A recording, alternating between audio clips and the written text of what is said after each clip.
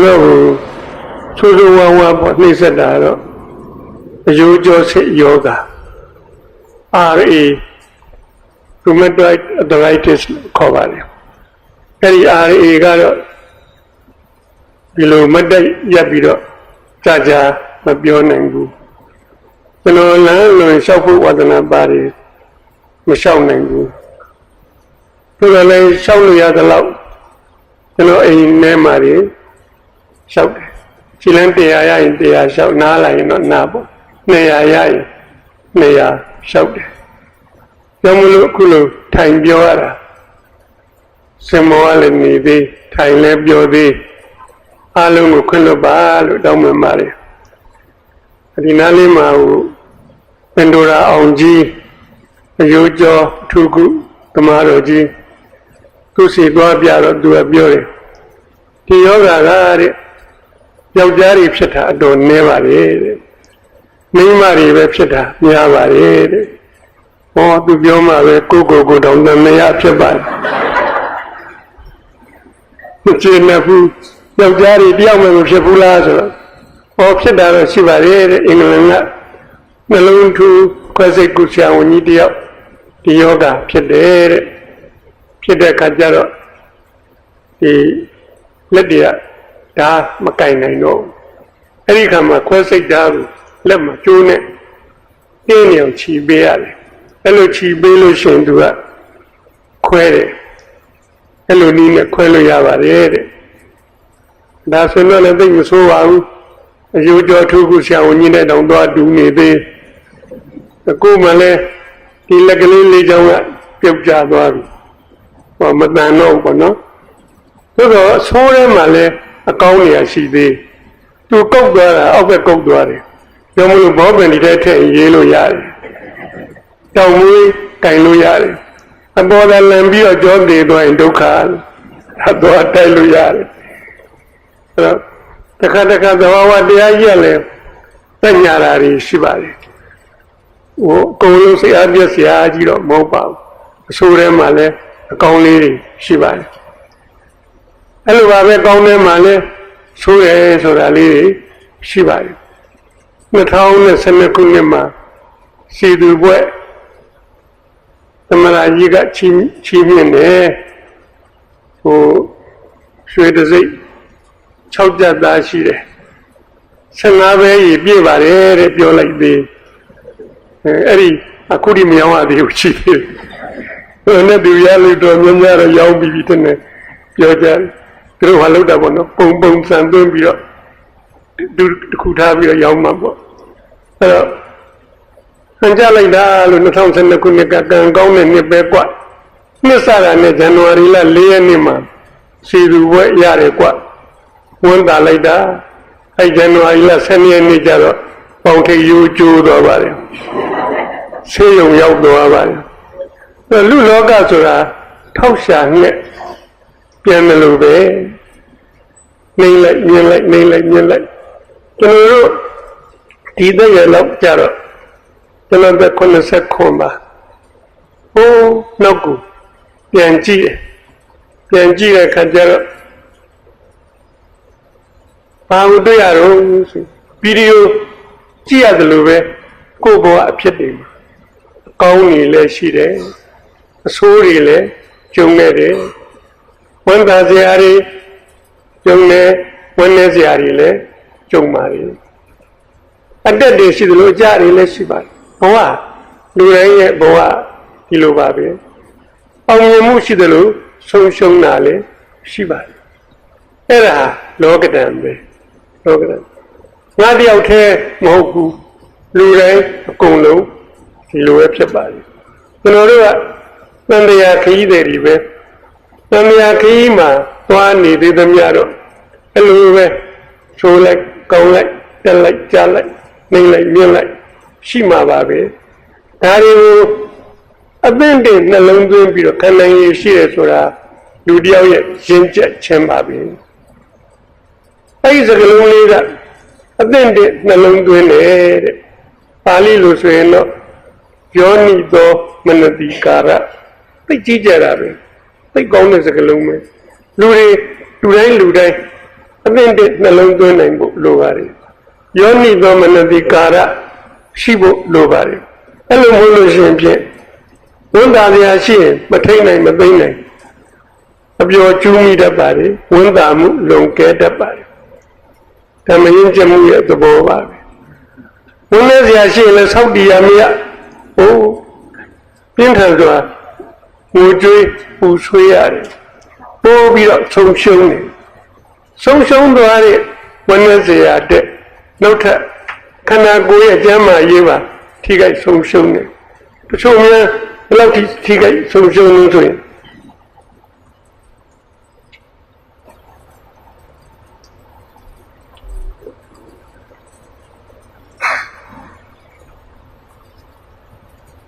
ဝန်နယ်လုံးအကြီးလို့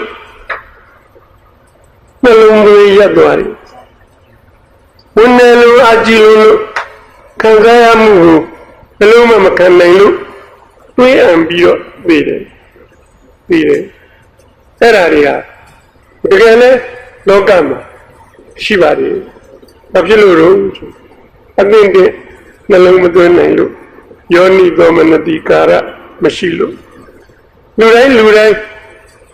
အဲ့ဒီသင်တဲ့နှလုံးသွင်းနိုင်ခြင်းဆိုတဲ့ကြီးမြတ်သောစိတ်ကောင်းကလေးရှိပါလို့စကားလက်ဆောင်ပြောချင်ပါတယ်ကျွန်တော်ပြောမဲ့ချက်တွေခြုံလိုက်လည်းဒီဟိုရောက်မှာပါပဲကျွန်တော်ကမိမိကိုယ်ကိုမြင့်တင်ပါဆိုတဲ့ကောင်းစဉ်နဲ့ပြောချင်တယ်ဒါကလည်းတကယ်စေရနာအရင်ကန်နဲ့လက်တွေ့ကြတဲ့ကောင်းစဉ်ကိုပေးတာပါလူတိုင်းလက်တွေ့ဆောင်ရွက်ပြီးတော့အောင်မြင်နိုင်တဲ့နိလန်ကောင်းကိုပြောခြင်းဖြစ်ပါတယ်လူတိုင်းအောင်မြင်စေခြင်းနဲ့လူတိုင်းမြင့်စေခြင်းနဲ့ကြီးမြင့်စေခြင်းနဲ့မိမိကိုယ်ကိုမိမိမြင့်အောင်မြင့်ရကိုယ်ကိုမြင့်အောင်မြင့်တဲ့အခါကျတော့ဟိုကလေးတယောက်ကအဖေကစိုက်ကားသမားအမေကစေဗန်ကလေးရွက်ပြီးတော့ရောင်းရတယ်သူ့ကိုကြောင်းထားပေးတယ်10 ရန်းရောက်မိဘချင်းရတာပေါ့မိဘချင်းရတော့ကျောင်းကလည်းရက်ွက်ကျောင်းမှာပဲထားရတာပေါ့နောက်တစ်ခါကျူရှင်တွေဘာတွေလဲကောင်းကောင်းပဲပို့နိုင်မလဲအဲ့ဒီခါမှဒီကလေးကခံစားရတယ်ခံစားရပြီးတော့အဖေနဲ့မိကိုရန်လုပ်တယ်ခင်ဗျားတို့ကျုပ်ကိုကျောင်းကောင်းကောင်းလည်းမထားပေးနိုင်ဘူးကျူရှင်ကောင်းကောင်းလည်းမထားနိုင်ဘူးကျုပ်ကခင်ဗျားတို့သာသမီဖြစ်ရတယ်နားတယ်ကောင်းကောင်းလည်းမဝေ့ရဘူးကောင်းကောင်းလည်းမစားရဘူးခင်ဗျားတို့ကျုပ်ကိုလောကထဲလူလောကထဲရောက်ခေါ်လာဖို့မကောင်းဘူးနော်ဆယ်ရန်ဆာမွေကျုပ်ကကြာဦးမယ်ကြာရင်အဆက်ကွဲဦးမယ်ခင်ဗျားတို့သာသမီဖြစ်ရတယ်ကျုပ်ဘဝမှာသိမ့်နာတယ်အဲ့ဒီကောင်ကညံလုတ်တာမန်အဖြစ်ပြောရင်တော့ဒီကလေးဘက်ကစဉ်းစားရင်ဟုတ်တယ်လို့နာစရာလိုကြီးပဲမဟုတ်ဘူးမင်းမိဘဆင်းရဲတာကိုပြစ်မတင်နဲ့မင်းလက်ထက်မှာချမ်းသာအောင်လုပ်လူကအဲ့ဒီစိတ်ဓာတ်ရှိရမင်းလက်ထက်မှာချမ်းသာအောင်လုပ်မင်းအတိတ်ကံမကောင်းလို့မိဘဆင်းရဲတဲ့ဝမ်းကိုဝင်စားအခုမင်းကမိဘကိုရန်လုပ်ပြီးတော့နော်စော်ကားနေနောက်ဘဝမင်းလူတောင်ဖြစ်မှာမဟုတ်အတိတ်ကံမကောင်းလို့ပြစ္ဆုတ်ပံကံမှာဆင်းရဲတဲ့မိဘဝမ်းဝင်စားတို့တော်မင်းမှာကိုယ်ခန္ဓာခြေလက်အပြည့်စုံကောင်းမွန်တယ်မင်းကြိုးစားပြစ္ဆုတ်ပံကံနဲ့မင်းဘဝကိုပြုပြင်လို့ရတယ်ကံဆိုတာအတိတ်ကံတစ်မျိုးတည်းမဟုတ်အတိတ်ကံရှိတယ်လို့ပြစ္ဆုတ်ပံကံရှိတယ်ဘိုးမြင်းကြံဘက်ကကလေးတယောက်က9 မိုင်ခီးကိုခြေကျင်သွားရတယ်ကျွန်တော်ရင်ခောက်တီတုန်းကပြောမှုပါတယ်ကျွန်တော်ရဲ့ငယ်ဘဝ6 မိုင်ခီးကိုစပိန်အိုလေးနဲ့ကြောင်းတက်ရတယ်ဟိုးသနာစရာပဲဟာဒီကောင်က9 မိုင်ခြေကျင်ဒီကောင်ကျွန်တော်လေးစားရမယ်ကောင်နော်အဲ့ဒီကလေးကကြိုးစားရှာစာကြိုးစားရှာမပင်တိတ်တိတ်ချာချာနားထောင်ပြီ ဘာဖြစ်လို့လဲဆိုသူ့မှာကျူရှင်မယူနိုင်ဘူးနားလည်အောင်နားထောင်ဘေးကကောင်ကစကားပြောရင်မပြောနိုင်ဘူးတောင်နဲ့တွက်လိုက်ဒူးနဲ့တိုက်လိုက်လို့ရှိရင်ပြန်မတွက်နိုင်ဘူးတောင်းမှန်မလုပ်ပါရအောင်နားထောင်ဒီထက်သူနားမလဲတာပါလို့ရှိရင်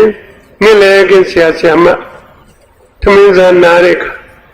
စားနေစရင်သူမပြောအာမဒါလေးကျွန်တော်နားမလဲလိုက်လို့ပါဆရာမ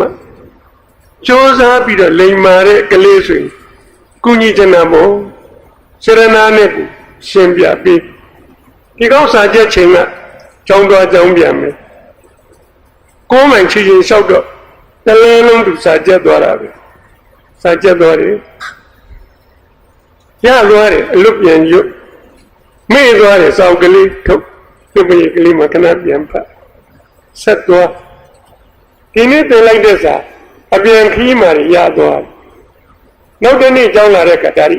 အလွတ်စဉ်းစားလာခဲ့ပြီဒီကလေးတော့ချိန်ပြီးရလိုက်တာတာမန်ဖြင့်ပြောရင်တော့ဒီကလေးမှာစာချက်ချိန်မရှိဘူးရွာမှာလျက်စစ်မီးလည်းမရှိဘူးအဆိုးတွေပြောရင်ကျွန်တော်မှစာချက်ချိန်မရှိလို့ပါခင်ဗျကျွန်တော်တို့ရွာမှာမီးမရလို့ပါခင်ဗျဒီเจ้าပြချက်တွေသူ့မှာမရှိဘူးเจ้าအသွားပြန်စာရီချက်တယ်ကြိုးစားတယ်တော်လိုက်တဲ့ကလေးအဲ့တော့တနေ့တင်တဲ့စာတနေ့ညက်ကိုကြည့်စာရီကနဲတောင်နေသေးတင်တဲ့စာနဲတောင်နေသေးစာမေးပွဲတိုင်းပထမရတယ်ဆယ်ရဲစာမေးပွဲမှာ6ဘာသာဂုဏ်တူးနဲ့အောင်နေအောင်တဲ့ခါကျတော့ကျူရှင်တို့သူအောင်တဲ့ချိန်တော့ကိုယ်ပိုင်ကျောင်းနေသိမရှိသေးဘူးကျူရှင်ကျောင်းတွေကလိုက်သွားကြတယ်ကိုယ်ပိုင်ကျောင်းရှိတော့ရှိနေသေးတယ်လိုက်သွားကြတယ်လိုက်သွားပြီးတော့သူ့ကိုတွေ့ဆုံဆွေးနွေးတယ်ငါတို့ကိုယ်ပိုင်ကျောင်းကအောင်တယ်လို့ညွှန်တက်ပုံနဲ့တကွ6ဘာသာဂုဏ်တူးကျင်ညာပြရစီမင်းကိုဆေးတက်ကတူပြီးတဲ့ထိကျောင်းဆက်ထားပေးပါမယ်သူတက်ချင်တာပေါ့တက်ချင်စားလက်မခံတော့ရန်ကုန်ကကျူရှင်ဆရာကြီးတယောက်ကလိုက်သွားတယ်လိုက်သွားပြီးတော့အဲ့ဒီကလေးကိုတွေ့ပြီးတော့လက်မခံတော့အဲ့လိုဆိုလက်ကွာရန်ကုန်နဲ့လက်ခဲ့ပါဦးလက်မခံလည်းရပါတယ်ရန်ကုန်ခေါ်လာပြီးသူတို့ဆွေးနွေးတယ်မရတဲ့ခါကျတော့မှအဲ့ကျူရှင်ဆရာကြီးကလည်းကျွန်တော်ဆရာကျွန်တော်ဟောဒီကလေးနဲ့တွေ့ပြီးတယ်ငါတို့အဲ့လိုလုပ်တာပါကွာမရပါဘူးသူဝန်ခံနေအဲ့ဒီကလေးပါပဲကျွန်တော်မေးကြည့်မင်းကဘာဖြစ်လို့လက်မခံတာတော့ကျွန်တော်လူရှင်းရတဲ့လူတွေကိုနမူနာပြခြင်းပါတယ်ဒီလိုကြိုးစားရင်ဒီလိုအောင်တယ်လို့ပြခြင်းနမူနာကောင်းပြခြင်းလို့ပါကျွန်တော်သူတို့ကအဲ့လိုကြောင်ညာလိုက်လို့ရှိရင်ကျွန်တော်တော့ကြောင်းဆက်တယ်ရမယ်ဒါပေမဲ့လို့ကျွန်တော်လူကြိုးစားခြင်းရှင်းရတဲ့လူတွေကိုစံပြုတ်ပေးနိုင်မှာမဟုတ်ပါဘူးဒီကောင်သိရမြင်လိုက်တာနော်ဒီကလေးကတော်လိုက်ကျွန်တော်သူ့လေးစားလို့မဆုံးဘူးသို့သောကျွန်တော်တို့အဲ့လိုလုပ်နေတော့မှာပဲစေရနာမှန်တော့ကံတရားဗျတထေးတယောက်ကဒါကိုသိသွားတယ်လိုက်လာပြီးတော့လူကလေးမင်းကိုလောလောဆယ်စုငွေ9သိန်းပေးလူရတော့9သိန်းပေးဆေးတက်ကတူကိုလည်းပြီးတဲ့ထိဆက်ထားပေးမင်းကငါ့ကိုကျေးဇူးတင်ပါတယ်လို့ဆိုတဲ့စကားလေးတစ်ခွန်းတောင်ပြောစရာမလိုပါဘူးမင်းကငါကဒီကွာမင်းဆရာဝန်ဖြစ်တဲ့ခါကျတော့ရှင်းရတဲ့လူတွေကိုစေရနာထားပြီးတော့ရှေ့ကူလိုက်ပါကွာအဲ့ဒီစကားကလေးတောင်ငါလည်းမင်းကိုမပြောပါဘူးပြောလို့လည်းမင်းလူကလေးကိုမလိုပါဘူးမင်းမအမှန်တန်ကြီးမြတ်တဲ့စိတ်ကောင်းရှိပါတယ်ကွာငါတန်တန်ကူညီပါတယ်ဘာတောင်းဆိုချက်မှမရှိပါဘူးဒီတစ်ထည့်ရလေတော်လိုက်တာအဲ့တော့ဘယ်ဝန်သားစရာကောင်းတယ်လေဒီကလေးနမူနာကောင်းပြဒါကလေးကိုကျွန်တော်ကလူတွေများများသိအောင်ပြန်ပြောခွင့် ရတယ်ဒီနှစ်မဟုတ်ပါဘူးမနစ်ကဆယ်တန်းအောင်စင်ထွက်တော့ Facebook မှာလည်းတက်လာဂျန်နယ်ထဲမှာလည်းတွေ့ရတယ်အကျော်တယ်မကြီးရဲ့သမီးကလေး၅ဘာသာဂုံတူးနဲ့အောင်နေဂျန်နယ်ရဲ့ပုံကလေးမှာကောင်းငလေးနဲ့ဒူကောင်လောက်ကောင်းငလေးနဲ့အကျော်ပန်းကလေးရွက်လို့ဘေးနားမှာသူ့အမေကအကျော်တဲဦးကြီးမှာအကျော်ကျော်လို့ကြည့်ရတာတင်းတယ်လိုက်တာချက်တည်ရှိလိုက်တာမြင်ကွင်းကလေးကဝိတာအားရဖြစ်လိုက်တာလူလောကအတွက်အားတက်လိုက်တာအားတက်လိုက်တာဟိုကြောင်ကောင်းနေကျူရှင်ကောင်းနေအိမ်မှာလုပ်တဲ့ဟုံးနေပါဝိုင်းနေနဲ့6ဘာသာအောင်တာတဲ့ဒီကလေး9ဘာသာပြောလိုက်တာပြောတဲ့ဝိတာလိုက်တာကြိုးစားရင်လူတိုင်းဖြစ်နိုင်လူတယောက်ကိုမြင့်မို့ဆိုရင်ကိုယ်တိုင်အသိနဲ့ကြိုးစားရလူတိုင်းမှာမြင့်နိုင်တယ်အခွင့်အလမ်းကြီးရှိတဲ့လူကြီးကျွန်တော်တို့ကကိုပိန်ငယ်တဲ့စိတ်တွေဝင်မနေဖို့ပိန်ငယ်တဲ့စိတ်တွေဝင်နေမင်းနှိမ့်သွားလိမ့်ကိုခန္ဓာခြေလက်မျက်စိကုံကောင်းကျမ်းမာတယ်မကျမ်းမာတဲ့ကိုယ်ခန္ဓာခြေလက်မျက်စိမကောင်းတဲ့စုပုံချစ်ကလက်ကတစ်ဖက်ပဲပါတယ်ဒီဘက်ကဒီလက်မောင်းဦးနေရာကိုမရှိဘူးဒီဘက်ကတရောင်စစ်ထိပါတယ်တရောင်စစ်ကအသဘူလေးထွက်နေတယ်လက်ညှိုးလေးလိုပဲစစ်မပါဘူးအဲ့ဒါလေးရှိတယ်ခြေထောက်တစ်ဖက်မကောင်းဘူးခြေထောက်တစ်ဖက်ပဲကောင်းတယ်အဲ့ဒီမိန်းကလေးကသဘာဝတရားကြီးသူ့ကိုနှိမ့်ဆက်ညှဉ်းပန်းလိုက်တာအတိတ်ကံကသူပြုခဲ့တဲ့မကောင်းမှုကနှိမ့်ဆက်ညှဉ်းပန်းလိုက်တာညီတော့လောကကြီးထဲမှာဆင်းရဲဒုက္ခတွေခံစားပြီးတော့ဝမ်းနဲ့ပူဆွေးငိုကြွေးပြီးတော့မျက်နှာငယ်နဲ့ဒုက္ခဖြစ်ပေရောလို့လိုက်တာပါပဲအဲ့ဒီမိန်းကလေးကထူးခြားခြားအံ့ဩစရာသိကောင်းတာပိန်ငယ်စိတ်လုံးဝမရှိဘူးအာမန်အပြည့်ရှိတယ်သူ့ကိုသဘာဝတရားကြီးကရုပ်ခန္ဓာကိုပြည့်ရွေးအောင်ဖြည့်ဆည်းပလိုက်ပေမဲ့လို့စိတ်ဓာတ်ကိုမဖြည့်ဆည်းနိုင်မသိငယ်ဘူးစုပုံချက်မသိငယ်တော့ကျောင်းနေရွယ်9နှစ်ရှိတော့အမေကိုပြောတယ်သူကျောင်းနေခြင်းနဲ့သမီးလေးမှာစာရေးစရာလက်မှတ်မပါပဲအမေကပြောတယ်သူ့ခြေတော့ကောင်းတဲ့ခြေတော့ကိုပြတယ်ခြေညိုးနဲ့ခြေမကြားဘောပင်ထည့်ပေးပါအမေကထည့်ပေးတယ်ရေးတယ်ဘောပင်လဲကျသွားတယ်ကျမှဘောကျွန်တော်တို့သုံးချောင်းနဲ့ထိန်ထားရတာခြေညိုးခြေမနှစ်ချောင်းကြားမှာညက်တော့သူ grip ကမမြဲရှာဘူးအဲ့တော့လဲကျသွားရင်သူကပြန်ပြောတယ်ပြန်ထည့်ပေးအမေကပြန်ထည့်ပေး6ခါလောက်လဲကျတော့အမေငိုတယ်စုပုံချက်မငိုဘူးပြန်ထည့်အဲ့လိုနဲ့ချိန်မှန်များစွာသူစ조사ညက်တယ်ညက်ရင်နောက်တော့အဖူးတွေပေါက်တယ်အဖူးတွေကနေပြီးတော့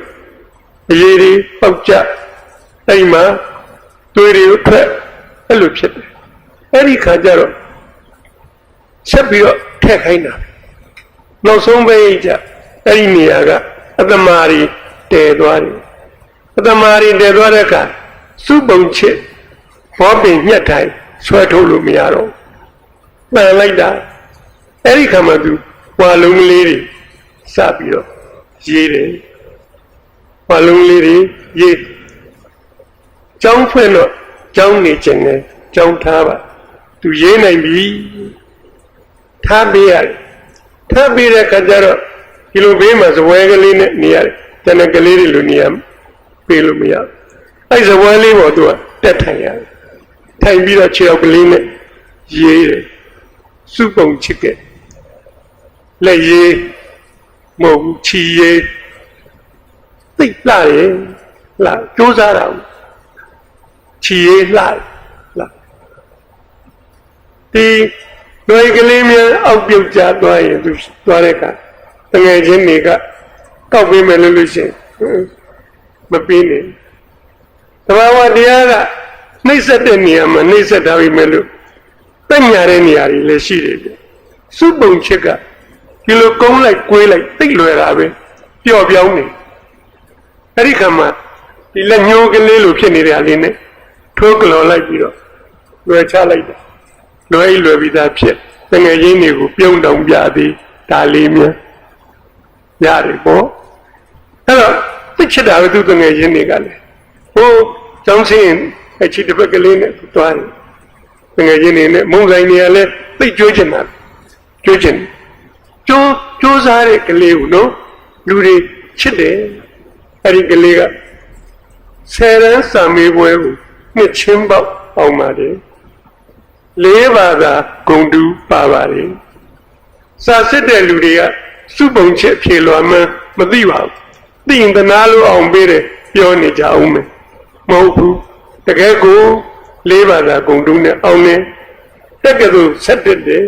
ကွန်ပျူတာတက်ကတူတက်တယ်ကောင်းတဲ့ခြေထောက်ကလေးနဲ့အဲ့ဒါကွန်ပျူတာဝယ်ရကျွန်တော်ကနေရာဒီရင်ကျေးလိမ်မှာသင်တန်းနေပါလိပို့ချလို့ရှိရင်လူငယ်တွေကိုအောင်စိတ်နဲ့အာမှန်ဖြစ်အောင်ပြောရင်စုပုံချက်ကိုသူရှိတဲ့အခါမှာခေါ်သွားတယ်ရုပ်ကလေးကမျက်နှာလေးကချစ်စရာလေးပါပဲသူ့ကိုလည်းအပြောခိုင်းနေသမီးရဲ့ပြောတတ်တဲ့လောက်ပြောပါအခုအမေရိကန်မှာဒေါက်တာဘွဲတွေပါယူလာအောင်မယ်သူ့မှာသိငယ်တယ်ဆိုတာမရှိဘူးသိအားကြဖို့ကောင်းတာပဲအဲ့တော့လူငယ်တွေအားလုံးကိုပြောချင်တယ်ကိုသိငယ်စိတ်မရှိနဲ့အာမှန်ရှိအဲ့ဒီမိန်းကလေးတောင်မှသဘာဝတရားကြီးကဒီလောက်ထူထောင်နှိမ့်ဆက်ညှင်းပန်းထားတာတောင်မှဒီလောက်အာမှန်နေနဲ့သူ့ဘဝသူမြင်အောင်မြင်နိုင်ရင်ကျွန်တော်တို့ဘာဖြစ်လို့မမြင်နိုင်ရမှာလို့သူ့ရဲ့အခြေအနေတွေအများကြီးပေးနေတာပဲလူတိုင်းမြင်အောင်မြင်နိုင်တယ်ဟိုခုနမိဘတွေနဲ့ကလေးတွေသူ့အဖေကိုရန်လုပ်တဲ့ကလေးပေါ့သူကိုယ်တိုင်တော့မကြိုးစားဘူးအဲ့ဒါကိုသူကဟုတ်တယ်မှတ်ဟုတ်ကြီးမှတ်နေတယ်ဟောငါဖေနဲ့မေဆင်းရဲရှာတယ်ငါ့ကိုဆိုင်ကားနင်းပြီးတော့ကျွေးပြီးဒီသက်ရွယ်ရောက်ကြီးပြောင်ဆင်လာပြီလူလားမြောက်လာပြီဗျကလေးတယောက်ကိုအဲ့လောက်ရွယ်ရောက်မိုးရတာလွယ်ရမှမဟုတ်ပဲအမေကဈေးပန်းလေးနဲ့ရွက်ပြီးတော့ကြောင်းလဲထားတယ်10 ရန်လည်းရောက်သူတို့ကျူရှင်ကောင်းကောင်းပဲထားနေမှာတော့ဒါမှမင်းရမလုံးနဲ့လေမင်းကစူးစမ်းပြီးတော့ဘဝထဲကိုရောက်ပြီဆိုရင်လည်းဘာလုပ်နော်စူးစမ်းလုပ်ချမ်းသာနိုင်တဲ့နိလန်းနေအများကြီးပါပဲဟိုအတန်းပညာတက်ကလေးပညာမသိနိုင်လို့ဆက်ချုပ်တဲ့လုပ်ငန်းလုပ်တဲ့မိန်းကလေးတောင်မှတထေးဖြစ်နိုင်တယ်ဆက်ချုပ်ရင်ကနေပြီးတော့ငွေရည်စု7 လုံးက2 လုံးဖြစ်ဒီဇိုင်းပေါ့နော်ပညာကိုသွားသင်တယ်ကိုယ်ပိုင်ဒီဇိုင်းလေးတွေထုတ်နေအောင်လုပ်တယ်လုပ်ရင်းနဲ့ဝတ်ထည်တွေအများကြီးတပြိုင်နဲ့တည်းညှက်နိုင်တယ်ဆက်ချုပ်တွေအများကြီးနဲ့ချုပ်နိုင်တယ်အဲ့လိုလုပ်ပြီးကျွန်တော်ရှင်းပါတယ်တထေးဖြစ်သွားတယ်မိန်းကလေးတွေရှိတယ်ကျွန်တော်ငယ်ချင်းတယောက်ရဲ့ဇနီးငယ်ချင်းဆုံးသွားတော့ဘာမှပညာလဲဟုတ်ဒီပတိမတတ်ဒီမိန်းကလေးတော့ဒုက္ခပဲငယ်ချင်းတော်ရောစင်းနဲ့စိတ်မကောင်းဖြစ်သူကအားမငယ်ဘူးခုနလိုဆက်ချုပ်တဲ့လုံငယ်လုံရင်းနဲ့အခုဆိုရင်ဖြင့်တထေးဖြစ်နေပြီစက်တူအများကြီးသူဒီဇိုင်နာတယောက်တောင်မှ9 သိန်းလောက်ပေးပြီးတော့ခံနိုင်တယ်အဲ့လိုဒီဇိုင်နာမျိုး9 ယောက်လောက်ရှိတယ်ရှိလူတိုင်းကြိုးစားလို့ရတယ်ဟိုဒီရဘက်ကလူတယောက် ခုနှစ်တန်းလောက်နဲ့ကြောင်းထွက်ရတယ်သူလေးကအဲ့ဒီဇာတိရွာပြန်သွားတော့သူ့တူတွေ့တော့ကဲမင်းကွာဒီမှာဘာမှလည်းအလုံးမရှိခိုင်းမရှိစင်းရဲနဲ့ငါနဲ့ရံကိုလက်ခက်လုတ်ကလေးပါလေရှာပေးမယ်ကွာရံကိုရောက်တော့တန်ချီတန်ငွေဆရာတယောက်စီအပ်တယ်တန်ချီတန်ငွေမှာတပည့်လုတ်တယ်ဒါမခက်ပါဘူးဒီပညာတန်ကြောင်းနေဘူးကိုရတယ်သူသင်ထားတာပါပဲသူပစ္စည်းကိရိယာတွေရှိတယ်နောက်တန်ကြောင်းနေကိုခြီရတယ်တုပ်ရတယ်သူဤစနစ်တင်နဲ့ခြီတုပ်တိုက်တွေပါတွေဆောက်တော့တန်ချီတန်ငွေရအများကြီးလုတ်ပေးရတယ်အဲ့လိုနည်းနဲ့လုံရင်းနဲ့စိတ်ပါဝင်စားပြီးတော့ကြိုးစားတော့သူဒီပညာရက်ကိုကျွမ်းကျင်သွားတယ်ကျွမ်းကျင်သွားတဲ့အခါကျတော့နောက်တော့အသက်အရွယ်လေးက20လောက်ဖြစ်တော့ဆရာဖြစ်နေပြီဆရာဖြစ်နေဆရာကမျက်နှာလွှဲရပြီအဲ့လိုလုံရင်းကြရင်နဲ့လိမ္မာတော့သူကငွေစုတယ်ဟောရရမတုံဆွဲဘူးအဲ့လိုငွေစုရင်းနဲ့နောက်တော့ရုပ်ကလေးတစ်ခုငှားပြီးတော့တန်ချီတန်ငွေလုပ်ကိုယ်ပိုင်လုပ်ငန်းလုပ်တယ်အလုပ်ရုံလေးတစ်ခုပေါ်လာတယ်ကျိုးကျိုးဆန်းဆန်းလုပ်တယ်ဆက်ဆံရေးကောင်းတယ်သူအလိုက်ရင်စိတ်ချရတယ်တပြေးပြေးနဲ့သူ့လုပ်ရုံလေးကကြီးလာတယ်ကြီးလာပြီးတော့ချမ်းသာလာတယ်ဆိုးပေါ့နော်ပြည့်စုံလာတယ်အဲ့ဒီမှာအိမ်အောင်ကြတော့သားကလေးတယောက်သမီးကလေးတယောက်ရတယ်သူ့သားကလေးကိုကြောင်းသွားပို့တဲ့အခါသူကားတွေပါပြီးမဝင်နိုင်သေးဘူးကလေးကိုအခုံးပေါ်မှာခွတ်မသားဖေးပခုံးပေါ်စီးခွတ်ထိုင်ပေးတယ်ကလေးကကုန်းပေါ်တက်ခွတ်မရထမြင်ပြသွားတာပေါ့မသားလိမ့်ကြဖေးစပင်ဆွဲထားခွတ်ဆွဲထားမိပါဘုကောဆွဲထားတယ်သာသမီကစပင်ကိုဆွဲထားတာမနာဘူးမိဘကနားရဲစိတ်မဖြစ်ဘူးဟိုစကတာတစ်ခုတောင်ရှိပါတယ်ရင်ဝင်မူလဲခြီနဲ့ကန်နေပါးကိုလဲပုတ်တယ်စပင်ကိုလဲဆွဲထားတယ်အဲ့ဒါကိုအကန်ခံရသူပါးရိုက်ခံရသူစပင်ဆွဲခံရသူကပျော်လို့ကြည်နူးလို့ပြုံးလို့အဲ့ဒါဘသူနဲ့ဘသူတုံးစကတာအမေနဲ့ကလေးနဲ့နော်အမေစပင်ဆွဲပါးကိုပုတ်မေးပြောနေတာပဲပြောနေတာအဲ့လိုပဲခုနဖေးလဲတူတူပါပဲမိဘမြတ်တာဖေးလဲကြီးတာမေးလဲကြီးရှာပါစမသာစပင်ဆွဲထားကွလိုက်ကြမယ်ကွအဲ့ဒီကလေးကပြောတာသူအဲ့ဒီအဖေကိုယ့်ဘောခွစီပြီးကြောင်းသွားသိပ်ပြောတာပဲအဖေကလွယ်ကလေးဒီကောင်းရဲ့လွယ်ကလေးကိုလွယ်ထားတယ်သမင်းဘူးလေးကိုဆွဲထားတယ်ဒါကကောင်းမှသူ့စပင်ဆွဲတယ်ဟိုကောင်ကတငယ်ချင်းတွေတွေ့လို့ရှိရင်လက်ပြဟိုကားနဲ့သွားတဲ့ကောင်ကအားမကြဘူးကားရဲ့ကောင်ကသူ့အောက်မှာအဲ့ဒီကောင်ကသူကဟဲ့ဟာလက်ပြလိုက်ပြီးစတိုင်ကြတယ်နောက်တော့အဲ့ဒီကလေးက10ရမ်းမှာ3ဘာသာဂုံတူးနဲ့အောင်ဝန်တာလိုက်တာသူ10ရမ်းမအောင်ရဘူးငါသားက3ဘာသာဂုံတူးအိမ်မှာအုံတို့ခောက်ဆွဲလုပ်ပြီးတော့သူ့လို့ရုံကလူသမားတွေကျွေးတယ်ရက်ွက်တွေကလူတွေကျွေးတယ်ဒါကလေးကွန်ပျူတာတက်ကတူရတယ်ကွန်ပျူတာတက်ကတူရတော့အဲ့တော့ချက်ကားဝင်နိုင်ပြီချက်ကားနဲ့လိုက်ဖို့သမီးလေးတယောက်လည်းရနေလိုက်ဖို့တော့သားကကွန်ပျူတာတက်ကတူမှာဆိုတော့ရှင်းမြင့်တဲ့ပညာတွေသင်ရအရှင်းမြင့်တဲ့ပညာချင်းပေါင်းသင်နေရတော့တရက်သူငယ်ချင်းအိမ်လိုက်လေတယ်အဲ့ဒီငယ်ချင်းကခရိုင်တရားသူကြီးရဲ့သားခရိုင်တရားသူကြီးကသူ့သားရဲ့ငယ်ချင်းမေးလူလေးမိဘတွေကမလုပ်တယ်လေကွကျွန်တော်ဖေကတန်ချီတန်ငွေလုပ်ပါတယ်ခင်ဗျဟာပေါင်းလိုက်တော့ကွာအဲ့ဒါကိုယ်ပိုင်လို့ကွကိုယ်ပိုင်လို့ဆိုကြိုးစားသလောက်အောင်မြင်နေတိုးတက်တယ်ချမ်းသာနိုင်တယ်ကွဥလို့ဆိုရလက်ကစားဆိုတာချမ်းသာပါဘူးကွဝန်တန်းကွကျော ကြောက်ရတဲ့လူလည်းများတယ်ကွကိုယ်ပိုင်လောက်ကဘယ်သူမှကြောက်เสียမလို့ဘူးပြည့်ပေလို့ကောင်းလိုက်တာကွာချီကျူးပြောဆိုတို့တော့ကွာလူလေးတို့ကတော့ခုရမှာပညာသင်ရမယ်ကွာလူက educated ဖြစ်ရ education ကျောင်းနေပညာသင် educated ဖြစ်တဲ့အခါ wisdom ဖြစ်တယ် wisdom ဖြစ်တဲ့အခါဘဝမှာမင်းဘယ်လိုရှောက်ရမလဲဆိုပိုသိတာပေါ့ကွာ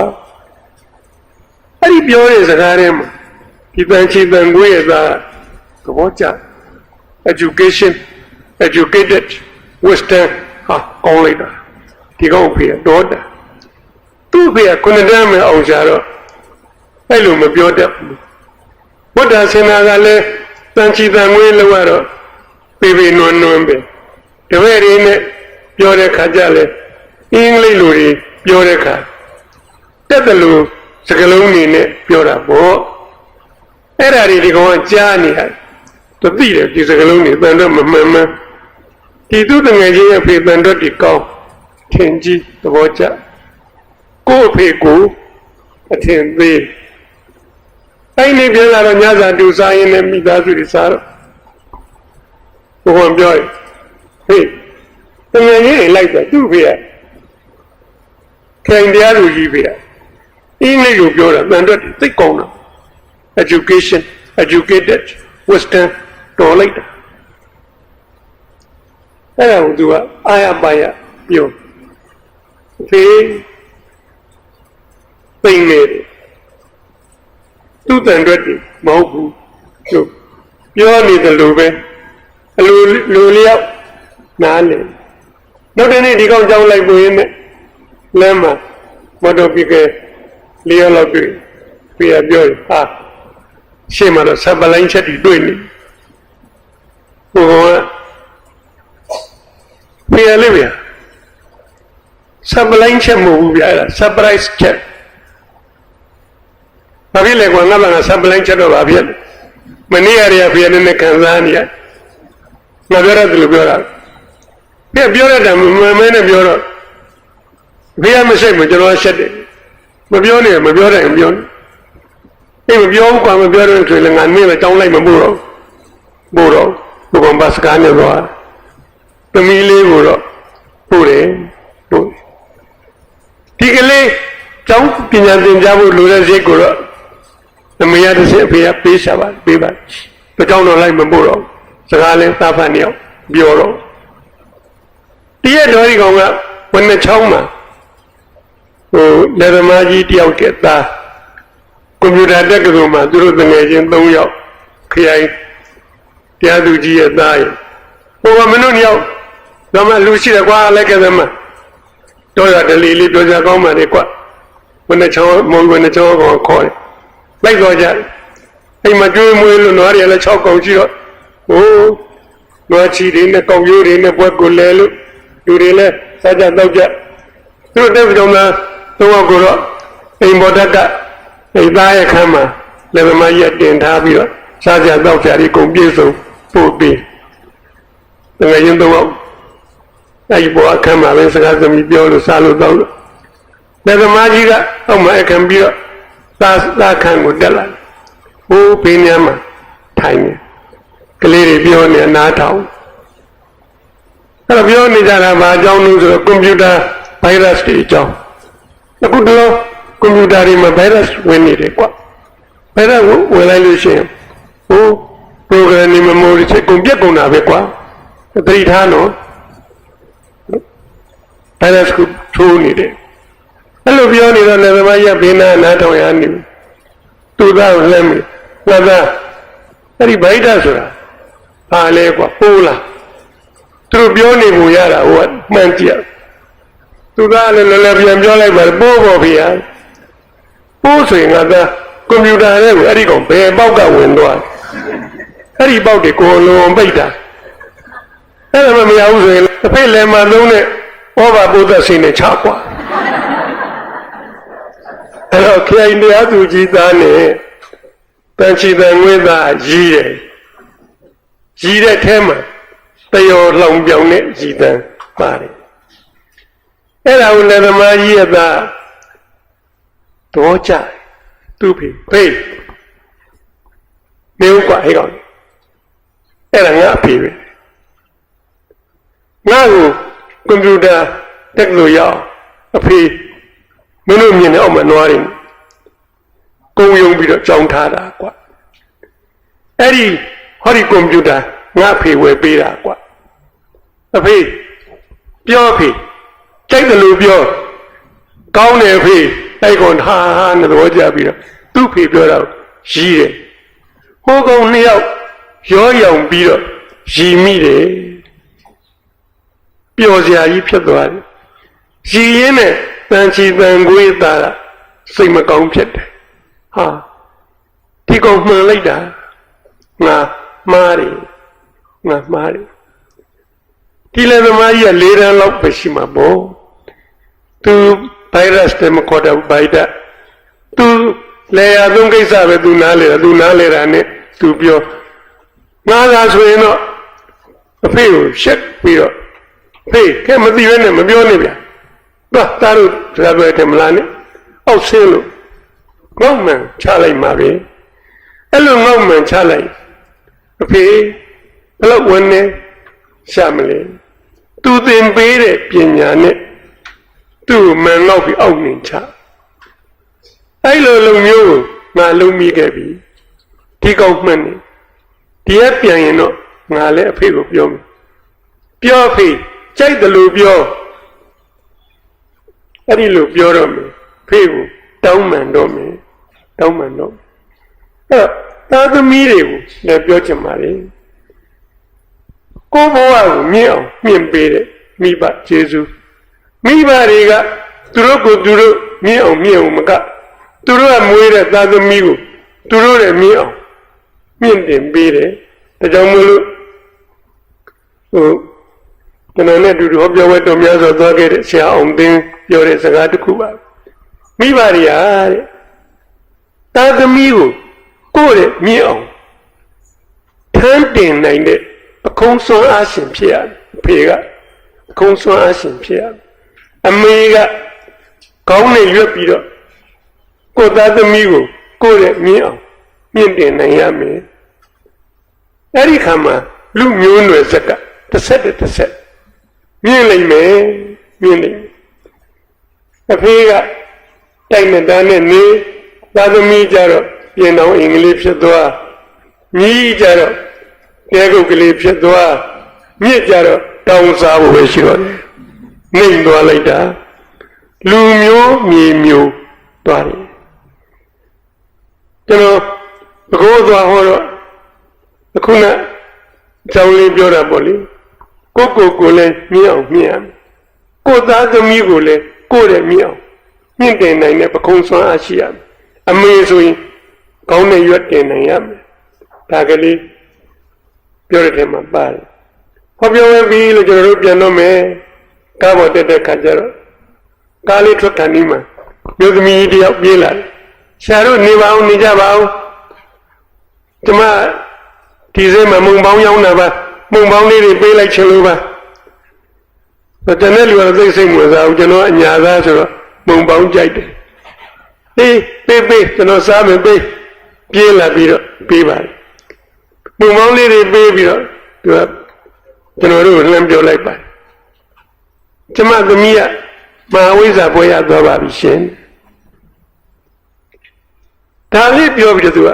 သွားရင်ကျွန်တော်တို့ကားပေါ်ကစူးစူးညံ့ညံ့ပြောနေတဲ့ဇာရေးဆရာကြီးငြိမ်တိတ်ကြသွားတယ်မောင်စရင်ပရိကုံကကျွန်တော်ပြောတယ်အကိုပြောတဲ့ထဲမှာပါတယ်သူခေါင်းရွက်တင်လိုက်ပြီလို့ကိုယ်ကြွားသွားတာဗျကြွားသိမယ်ကွာကြွားပါစေကျွန်တော်က60ဆင်ပွဲပြန်သွားတော့ကျွန်တော်တို့ငယ်တုန်းကမော်တော်ကားစပယ်ယာတယောက်ရှိတယ်ဦးအောင်ကြီးတဲ့သူနဲ့မှတ်မတင်တွေ့တော့ဦးအောင်ကြီးဘာတွေလုပ်နေသလဲမေးတယ်ဟောဆရာလဲဒီတော့ကဆရာရှိတော့ကစပယ်ယာလေးအခုလဲစပယ်ယာမော့သူကိုယ်သူမမြင်တယ်ဘူးစပယ်ယာပဲ နေသမအောင်ခမရသားကျင်းမောင်ရောဆရာလည်းမင်းနေရသေးစပယသာစပယပေါ့ဆရာရဲ့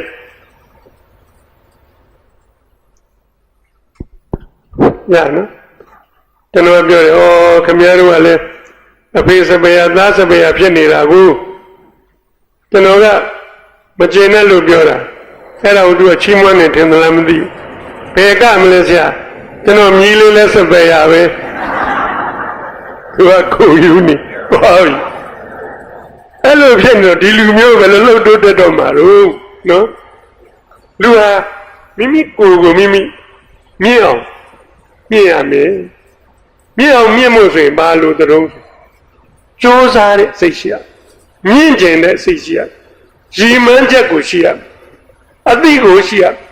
မြင့်အောင်မြင့်မယ်ကွာစိုက်လိုက်မှတ်တယ်မနေနဲ့ကွာဟိုချင်းရတဲ့အတွက်ဘုံမကျင်းနဲ့ဒီမကျင်းနဲ့အရာရာကိုမကျင်းနဲ့အားလုံးကိုပြစ်တယ်ပြောဒေါသတွေဖြစ်ပူးလောင်နေတာပဲမင်းအဲ့လိုနည်းနဲ့တော့ဘဝထွက်ပေါက်မရနိုင်ဘူး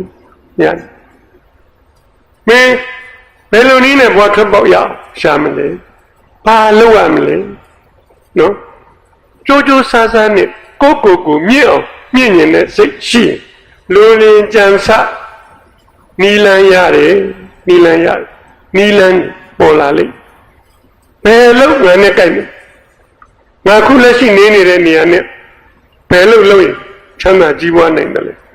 ကြီးပွားခြင်းစိတ်ရှိပါချမ်းသာခြင်းစိတ်ရှိလိုက်ပါစန္ဒကိုအဓိပတိတက်လိုက်ပါအဲ့လိုဆိုရင်ဖြင့်မင်းမြင်လာပါလိမ့်မယ်တစ်ချက်ကစန္ဒအဓိပတိတက်ပြီးတော့ချမ်းသာခြင်းစိတ်မြင်မာခြင်းစိတ်အောင်မြင်ခြင်းစိတ်ရှိဖို့ပါပဲလူတိုင်းမှာရှိပါအဲ့ဒီစိတ်အခိုင်အမာရှိပါလို့ပြောချင်ပါတယ်ကျွန်တော်ကစာရေးဆရာဖြစ်ချင်တယ်တောကျုံအုံကြားမှာနေခဲ့ရတာပါကျွန်တော်ရွာကမြို့နဲ့လမ်းဝေးပါစာရေးဆရာဆိုတာမြင်တော့မမြင်ဘူးပါဆရာကြီးဥယျာဉ်အောင်ကျွန်တော်ကြောက်ဆယ်မြို့ကိုစာပေလာဟောတော့အဲ့မှာမြင်ဘူးလေသိတော့ကြတာပဲဆရာကြီးကလည်းမပြန်ဘူး3ရက်လောက်ကြောက်ဆယ်မှာဆက်နေတော့အဲ့ဒီ3ရက်တွင်းဘယ်သူမှတောင်းပေးတာမဟုတ်ဘူးဆရာကြီးသွားခြင်းတဲ့နေရာတွေအကုန်လိုက်ဖို့ဆရာကြီးကိုထီကလေးမိုးပေးဆရာကြီးနဲ့တခါမတော်တဆပခုံးချင်းထိမိတိုက်မိလက်မောင်းချင်းထိမိသိဝန်တာတာပဲစာရေးဆရာနဲ့ပခုံးချင်းထိရတယ်သဘောတွေကိုကြားတယ်3ရက်လောက်ကြာတော့ကျွန်တော်ကခင်သွားပြီပြောတယ်ဆရာကျွန်တော်လည်းစာရေးဖို့ဝါသနာပါတယ်ဆရာပါရင်ရေးပေါ့ကွာရေးတယ်ဆရာကျွန်တော်ခုရေးပြီးတော့ပို့တာ10 ဘုတ်ပို့လို့တပုတ်မပါဘူးဆရာနဲတာပေါ့ကွာမင်းနဲကနေရေးပို့လို့တော့အပုတ်100ပို့တော့တပုတ်ပါဖို့မလွယ်ဘူးအဲ့လိုဆိုရင်ကျွန်တော်ရန်ကုန်ဆင်းလာမယ်ဆရာဘာလို့ဖို့လဲကွာစာရေးဆရာဖြစ်ချင်လို့ပါဆရာအဲ့မရန်ကုန်ဆင်းလာရင်စာရေးဆရာတော့ဖြစ်မှာမဟုတ်ဘူးမင်းငတ်မှာပဲအတော်အားတက်ဆရာကောင်းအဲ့လိုဆိုရင်ကျွန်တော်ဆရာပြောတော့နေရနေရင်လည်းပုတ်တရားပို့လို့တပုတ်မပါနိုင်ဘူးရန်ကုန်ဆင်းလာတော့လေငတ်မှာပဲကျွန်တော်စာရေးဆရာမဖြစ်နိုင်တော့ဘူးလားဆရာအတော်အားပြတ်သွားတယ်ဗျဆရာပြောတယ်မင်းစာရေးဆရာဖြစ်ချင်ရေးပေါ့ကွာရေးနေစာရေးဆရာဖြစ်ပြီပေါ့စလေဥပုံညာကွာမဂ္ဂဇင်းနဲ့ပါလို့လားလိုင်ထိတ်ကောင်တင်ကွာမဂ္ဂဇင်းနဲ့ပါလို့နော်ရှင်မာရထသရရှင်မာသီလဝန္တသူတို့စာရီမဂ္ဂဇင်းနဲ့ပါလို့မပါဘူးဆရာသူတို့မင်းမဂ္ဂဇင်းနဲ့မပါလို့စာရေးဆရာမဟုတ်ဘူးလို့ပြောမယ်မပြောနိုင်ဘူးဆရာအေးသူကသူရေးနေစာရေးဆရာပဲလေမင်းလည်းမင်းကမင်းရေးနေစာရေးဆရာပေါ့ဟောသူပြောတာဟုတ်တယ်လို့နဲ့ဘယ်လိုကြီးမှလည်းမသိကျွန်တော်သူ့ကိုထီးမိုးရင်စိတ်လည်းသိမရှိတော့ တော့သူပြောတာကောင်းပါလေရေးတယ်ကြိုးကြိုးဆဆကိုရေးပါခက်လိုက်တာမပါပါဘူးကျွန်တော်နောက်ရန်ကုန်လုပ်ငန်းတောင်နဲ့ရန်ကုန်ရောက်ကိုကြိုးစားရေးမဂ္ဂဇင်းတိုက်၄တိုက်ရှိတယ်ကျွန်တော်တို့ခက်က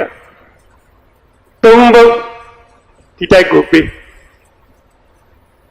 နောက်တစ်တိုက်၃ဘုတ်နောက်တစ်တိုက်၃ဘုတ်တစ်တိုက်ကို၃ဘုတ်စီပေးနောက်တစ်လကျ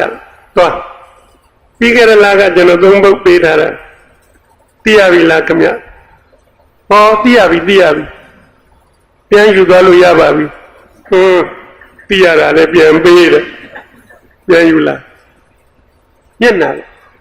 ညှိုးပါမနေ့တိုင်းပြောညှိုးပါပြက်ပါအဲ့ဒီပြက်ဒါကိုပြန်တင်းရတာပဲတိုင်းကိုပြောချင်ပါမပြက်ဘူးလို့မဟုတ်ပါဘူးပြက်ပါပြန်တင်းရတာပဲပြန်တက်ရတာပဲလုံးမယ်ကွာနောက်တစ်လိုက်သွားပြန်တယ်ကျွန်တော်ပြီးခဲ့လာပေးတဲ့၃ဘုတ်ရပြီလားသိရပြီလားဆရာပြန်ယူသွားလို့ရပါအဲ့ဒါနဲ့ကျွန်တော်12ဘုတ်စလုံးပြန်ရပါမလျှော့ပါဘူး7ဘုတ်တခါတော့စာမူဒင်းကပြောတယ်ခင်ဗျားတပုတ်ကတော့အဲ့ဒါရုပ်စီရောက်နေပြီဗျအစင်းစင်းတက်သွားတာပျော်လိုက်တာဗျာနောက်ဆုံးရွေးမဲ့လူဗျသူ့ဆရာသူရွေးလိုက်ပြီဆိုရင်ပါပြီနောက်တစ်လပြည့်ကျင်လိုက်တာနောက်တစ်လပြည့်တော့သွားပြီးခဲ့တဲ့လကအဲ့ဒါရုပ်စီရောက်နေတယ်ဆိုတာလေးသိရပြီလားခင်ဗျစာမူရင်းကပြောတယ်သိရပြီ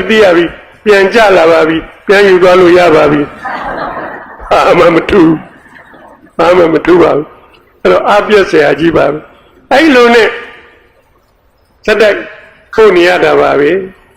တပုတ်တလေရွေးလိုက်ရင်ပျော်လေးရတာမုံမမြင်လေးမမြင်စာပေဗိမာန်ကပြိုင်ပွဲခေါ်တယ်စာမူလေးကိုတင်ရတယ်၃ဆောင်တင်ရတယ်ဓာတ်ပုံလေး၃ပုံထည့်ရတယ်သူတွေကျင်ညာပြီးသတင်းစာနေကျင်ညာတယ်သူရပြီးဓာတ်ပုံလေးတွေဖော်ပြတယ်ကျွန်တော်ပြိုင်တယ်မရပါကျင်ညာပြီးမပါပါဘူးထပ်ပြိုင်တယ်နောက်တစ်နေ့မပါပါဘူးတတိယနေ့ပြိုင်တယ်မပါပါဘူးကျွန်တော်ဘာလို့ချင်လို့ဆိုရင်ကျွန်တော်ဓာတ်ပုံကိုသတင်းစာမှာကိုယ့်အသာကိုကတ်ချင်စိတ်ပေါက်တယ်ဒီပေါ်မှာဒါမှမြင်ရတော့မှာစရုပ်ထမြောက်ပြိုင်တဲ့ခါကျတော့တကားကိုခောက်ရတာပေါ့နော်မပွင့်မချင်းခောက်ရပေါ့ဘုဒ္ဓလိုပေါင်းချုပ်ဒုတိယဆုရပါတယ်ပြင်စမမြောက်ပြိုင်တဲ့ချိန်ကျတော့ပန်းမြိုင်လေမှဥယျာဉ်မူဆိုတဲ့စာအုပ်နဲ့စာပေဗိမာန်ပထမဆုရပါတယ်အဲ့ဒီစာအုပ်ကအခုအမျိုးသားစာပေဆုလည်းထပ်ပြီးတော့ရတယ်အင်္ဂလန်နိုင်ငံလန်ဒန် University မှာမြန်မာစာယူသောကျောင်းသားများအတွက်ပြဋ္ဌာန်းစာအုပ်သင်ကြားတာခုဆို25နှစ်လောက်ရှိပါပြီမြန်မာနိုင်ငံကဒီစာအုပ်နဲ့ MA thesis ရေးတာ MA ပွဲရသွားတာ9ယောက်ရှိပါပြီအခုတောင်ကြီးတက္ကသိုလ်ကအဲ့ဒီစာအုပ်နဲ့ဒေါက်တာဘွဲ့ခွဲယူစရင်တင်းနေပါပြီကျွန်တော်စီကူညီတောင်းကြတယ်ကျွန်တော်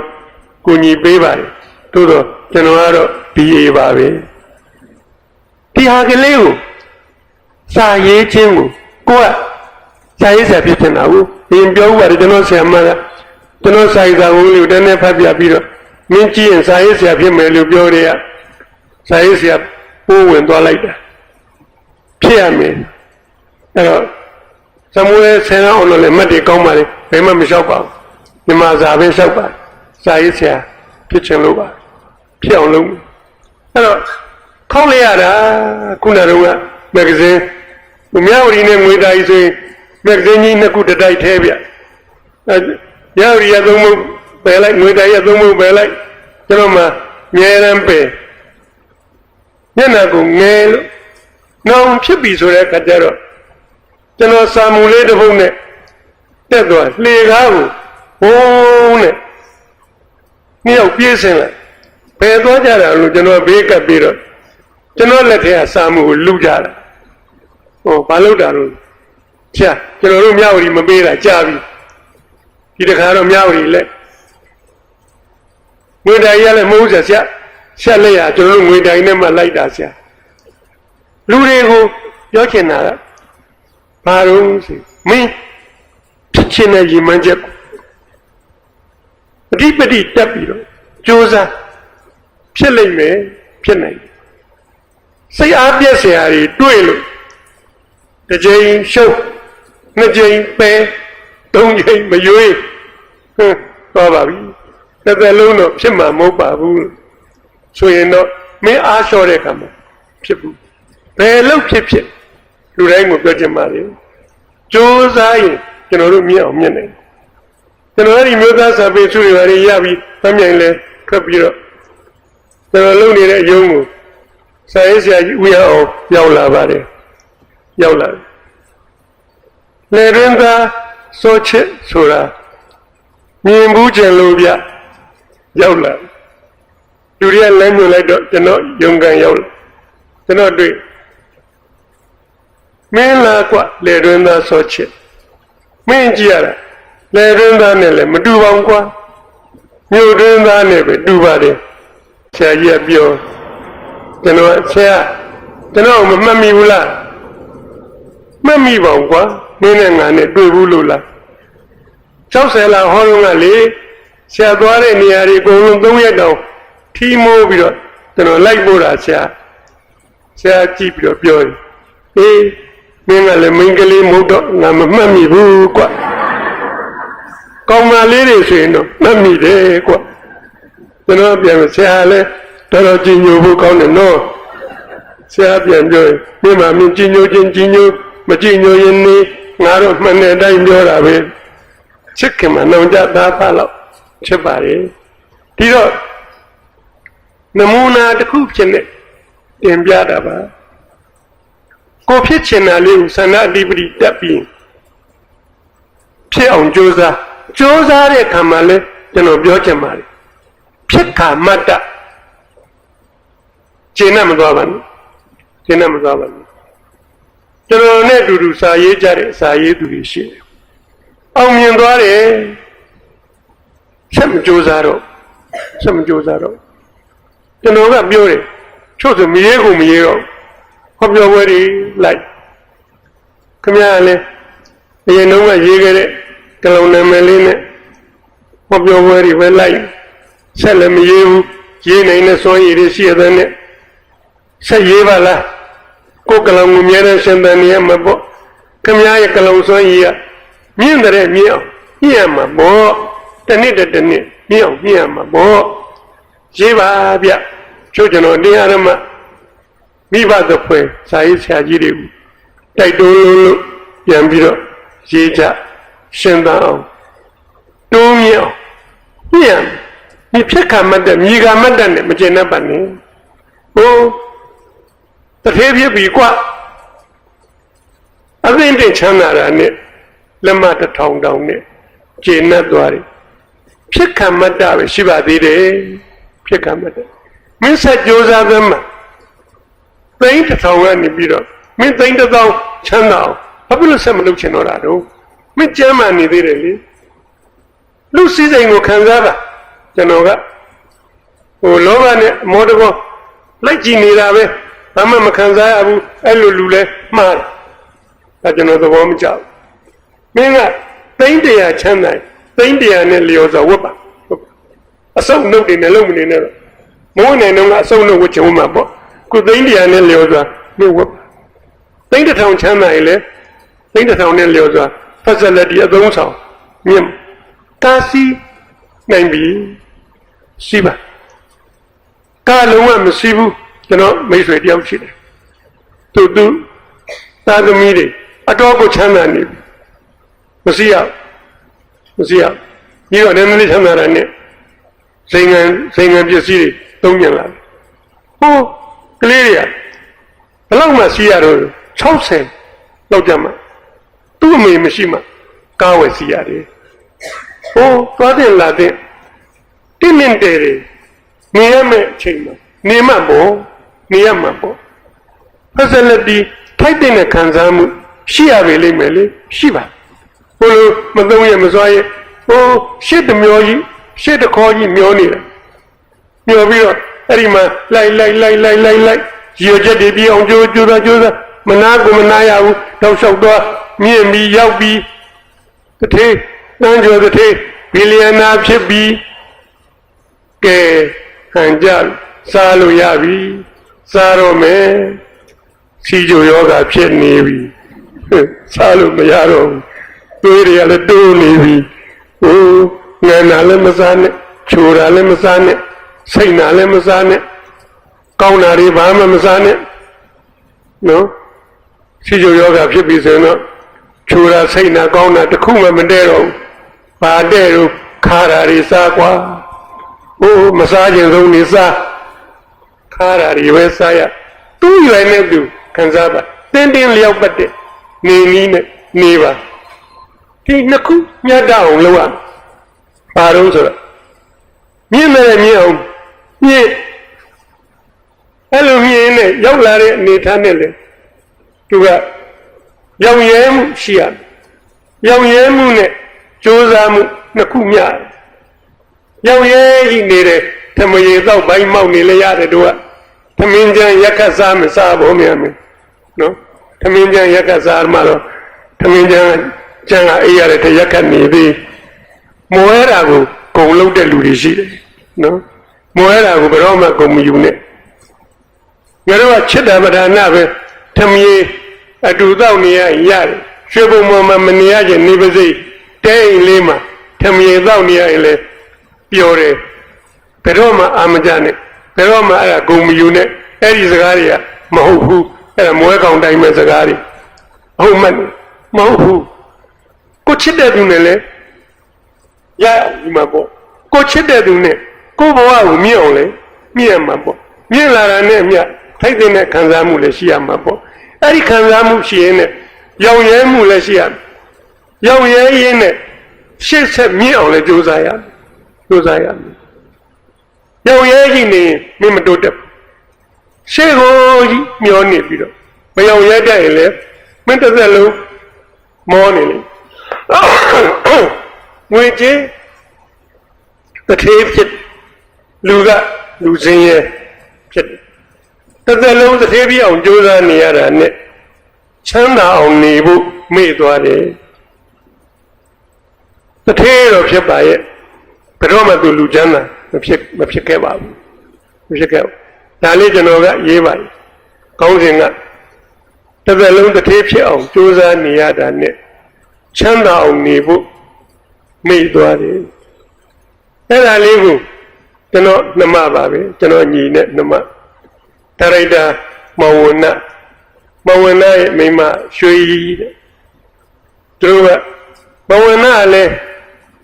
နာမည်ကြီးဒါရိုက်တာစာရေးဆရာပါပဲရပါတယ်ရွှေကြီးကလည်းအိမ်မှာစတိုးဆိုင်ရှိတယ်ဘယ်တော့မှသမင်းများဆရာရဲ့ကောင်းအောင်မစားရဘူးဈေးဝယ်လာပြီဆိုရင်သူကိုယ်တိုင်ထွက်ရောက်သမင်းကဆက်စားခြင်းစိတ်မရှိတော့ကျွန်တော်ခုနဆောင်းပါဖတ်ပြရစားပြီးတော့သူရောက်မဲ့သူတွေရှိတယ်ငါသမင်းစားနေတော့ဘယ်တော့မှငါလာမခွန်နဲ့ရောက်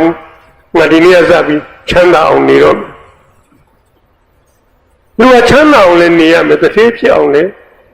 ကြိုးစားရမယ်ဒီနှစ်ခုကိုလည်းမျှတအောင်မျှပါအဲ့ဒီခါမှာလူတိုင်းရဲ့ဘဝမြင့်စေချင်ပါတယ်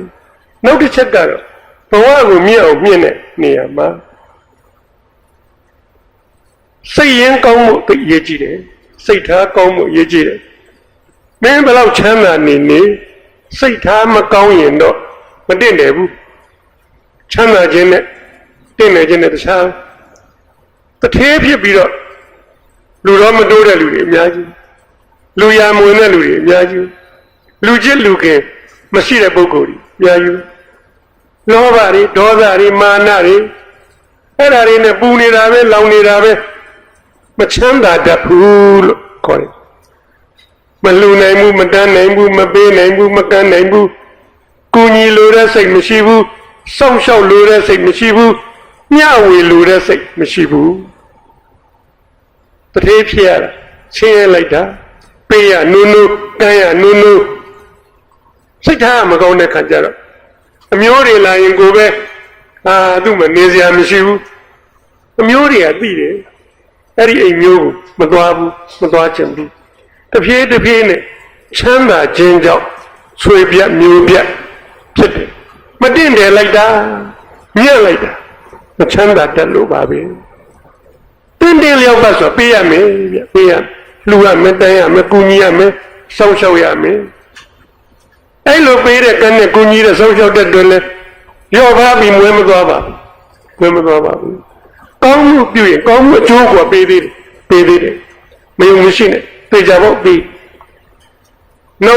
ဘဝတွေတန်တရားတွေထားလိုက်မျက်မှောက်ဘဝမှာကိုကောင်းကျိုးတွေဧကံရပါချစ်ခင်သူတွေပေါ်များတယ်ဗျာပျော်စရာကောင်းတယ်နှစ်သက်စရာကောင်းတယ်ကူညီတတ်လို့စောင့်ရှောက်တတ်လို့စိတ်ကောင်းကလေးရှိမှလူကဘဝတာရတယ်စိတ်ကောင်းမရှိရင်ချမ်းသာပြီးတော့စိတ်ကောင်းမရှိရင်ချင်းကြီးပဲပညာတတ်ပါရဲ့ပညာတွေတအားတတ်တာပဲစိတ်ကောင်းမရှိမတည့်နေပါလားပညာတတ်ခြင်းနဲ့စိတ်ကောင်းရှိခြင်းနဲ့ခြားစီပညာတတ်ပြီးစိတ်ကောင်းမရှိတဲ့လူတွေအများကြီးတခြားမကြည့်နဲ့အင်္ဂုလိမာလရဲ့နာမည်ကဟိန္ဒကတက္ကသိုလ်ဒီတာမမောကဆရာကြီးစီမှာစာကြိုးစားတယ်စာတော်တယ်ဆရာကြီးကချစ်ခင်နဲ့ချီးမွမ်းတယ်ကျန်တဲ့တပည့်တွေကမနာလိုဖြစ်တယ်ဆရာတော်နဲ့သမုတ်ပြီးတော့ဆရာကိုဂုံတိုက်ချောစားလုပ်တယ်ဆရာကမြဲနဲ့ပြောရမှာပဲသူများပြောစကားတွေယုံတယ်ကိုယ်ပိုင်ဉာဏ်နဲ့ချင်းချင်းဝေဖန်ဆန်းစစ်ပေါ့ဗျာစစ်ဆေးပေါ့စောင့်ကြည့်ပေါ့မျိုးမျိုးလုပ်လို့ရပါတယ်ဟုတ်မဟုတ်အဲ့ဒါမရဘူးဆရာညစ်တော့တပည့်ဒုက္ခရောက်တယ်သိအောင်ရောက်ဒီဟိန္ဒကကိုမင်းပညာတွေတက်ပြီးဆရာကိုပူဇော်ရမယ်ဟုတ်ကဲ့ပူဇော်ရမယ်လက်ညှိုးတစ်ထောင်နဲ့ပူဇော်ရမယ်လူတွေလက်ညှိုးကိုလိုက်ဖြတ်သိအောင်လုပ်တာဘယ်သူမှလက်ညှိုးလွယ်လွယ်ကူကူနဲ့တောင်းလို့ပေးမှမဟုတ်တိုက်ယူမှရအဲ့ဒီခါမှာလူမုန်းများပြီးဒီကောင်သိအောင်လုပ်ဆရာတိတာပါမောက္ခဆရာကြီးပညာတတ်ပါရဲ့စိတ်ကောင်းမရှိဘူးကြောင့်မလို့ပညာတတ်တိုင်းလဲစိတ်ကောင်းမရှိရင်ချင်းနီးပဲတတ်တဲ့ပညာနဲ့စိတ်ကောင်းနဲ့ပေါင်းမှအဲ့ဒီလူကတင့်နေတာလောကတည်းသူကကောင်းကျိုးတွေအများကြီးပြုနိုင်တာလောကလူသားတွေကသူ့ကျုပ်သူ့ကိုကျေးဇူးတင်ရှိတာကျေးဇူးတင်ရှိတာစိတ်ကောင်းရှိလို့ဟိုတရားတို့ပြောအောင်ဒီ Thomas Edison လက်စစ်မီးကိုတီထွင်ပထမဦးဆုံးသောမီးပြီးကိုလောက်တော့အောင်မြင်သွားပြီအောင်မြင်တဲ့ခါမှာမီဒီယာတွေပေါ့သတင်းစာသမားတွေအကုန်ဖိတ်100လောက်လာပါတယ်တွေ့ပထမဦးဆုံးမီးပြီးကိုဖွင့်ပြမယ်ကလုတ်ကိုနှိပ်လိုက်တဲ့နဲ့မီးပြီးလေးကလင်းဘယ်သူမှမမြင်ဘူးသေးတဲ့အထူးဆန်းပဲပြောရင်မျက်လှည့်လူဖြစ်နေအဲ့ဒါပြမယ်သတင်းတော့ဒီစိတ်ဝင်စားလို့လာကြတပည့်ရေမိသည်ယူခဲ့တပည့်ကမိသည်ယူလာကဲသတင်းတော့ဒီပြအောင်ကွာမိသည်ကိုတက်ကွာတပည့်ကမိသည်တက်မယ်လို့တဲ့ခါလက်ထဲကလွတ်ကျသွားအောက်ကတမန်တလင်းမော်ခွန်းရင်းနဲ့ကွဲသွားသတင်းတော့ဒီကိုလုံးဟာစိတ်ပြတ်သွားကြတယ်စိတ်ပြတ်သွားတယ် Thomas Edison ပြောဟောစိတ်မပြတ်ပါနဲ့ဒါကျွန်တော်လုပ်တဲ့ညီသိသွားပါပြီမကြပါဘူးခင်ဗျတလပါပဲတလဆိုပြန်ရပါပြီဒီနေ့ကနေပြီးတော့တလရည်တွက်လိုက်အောင်ရက်ကလေးသမတ်ပြီ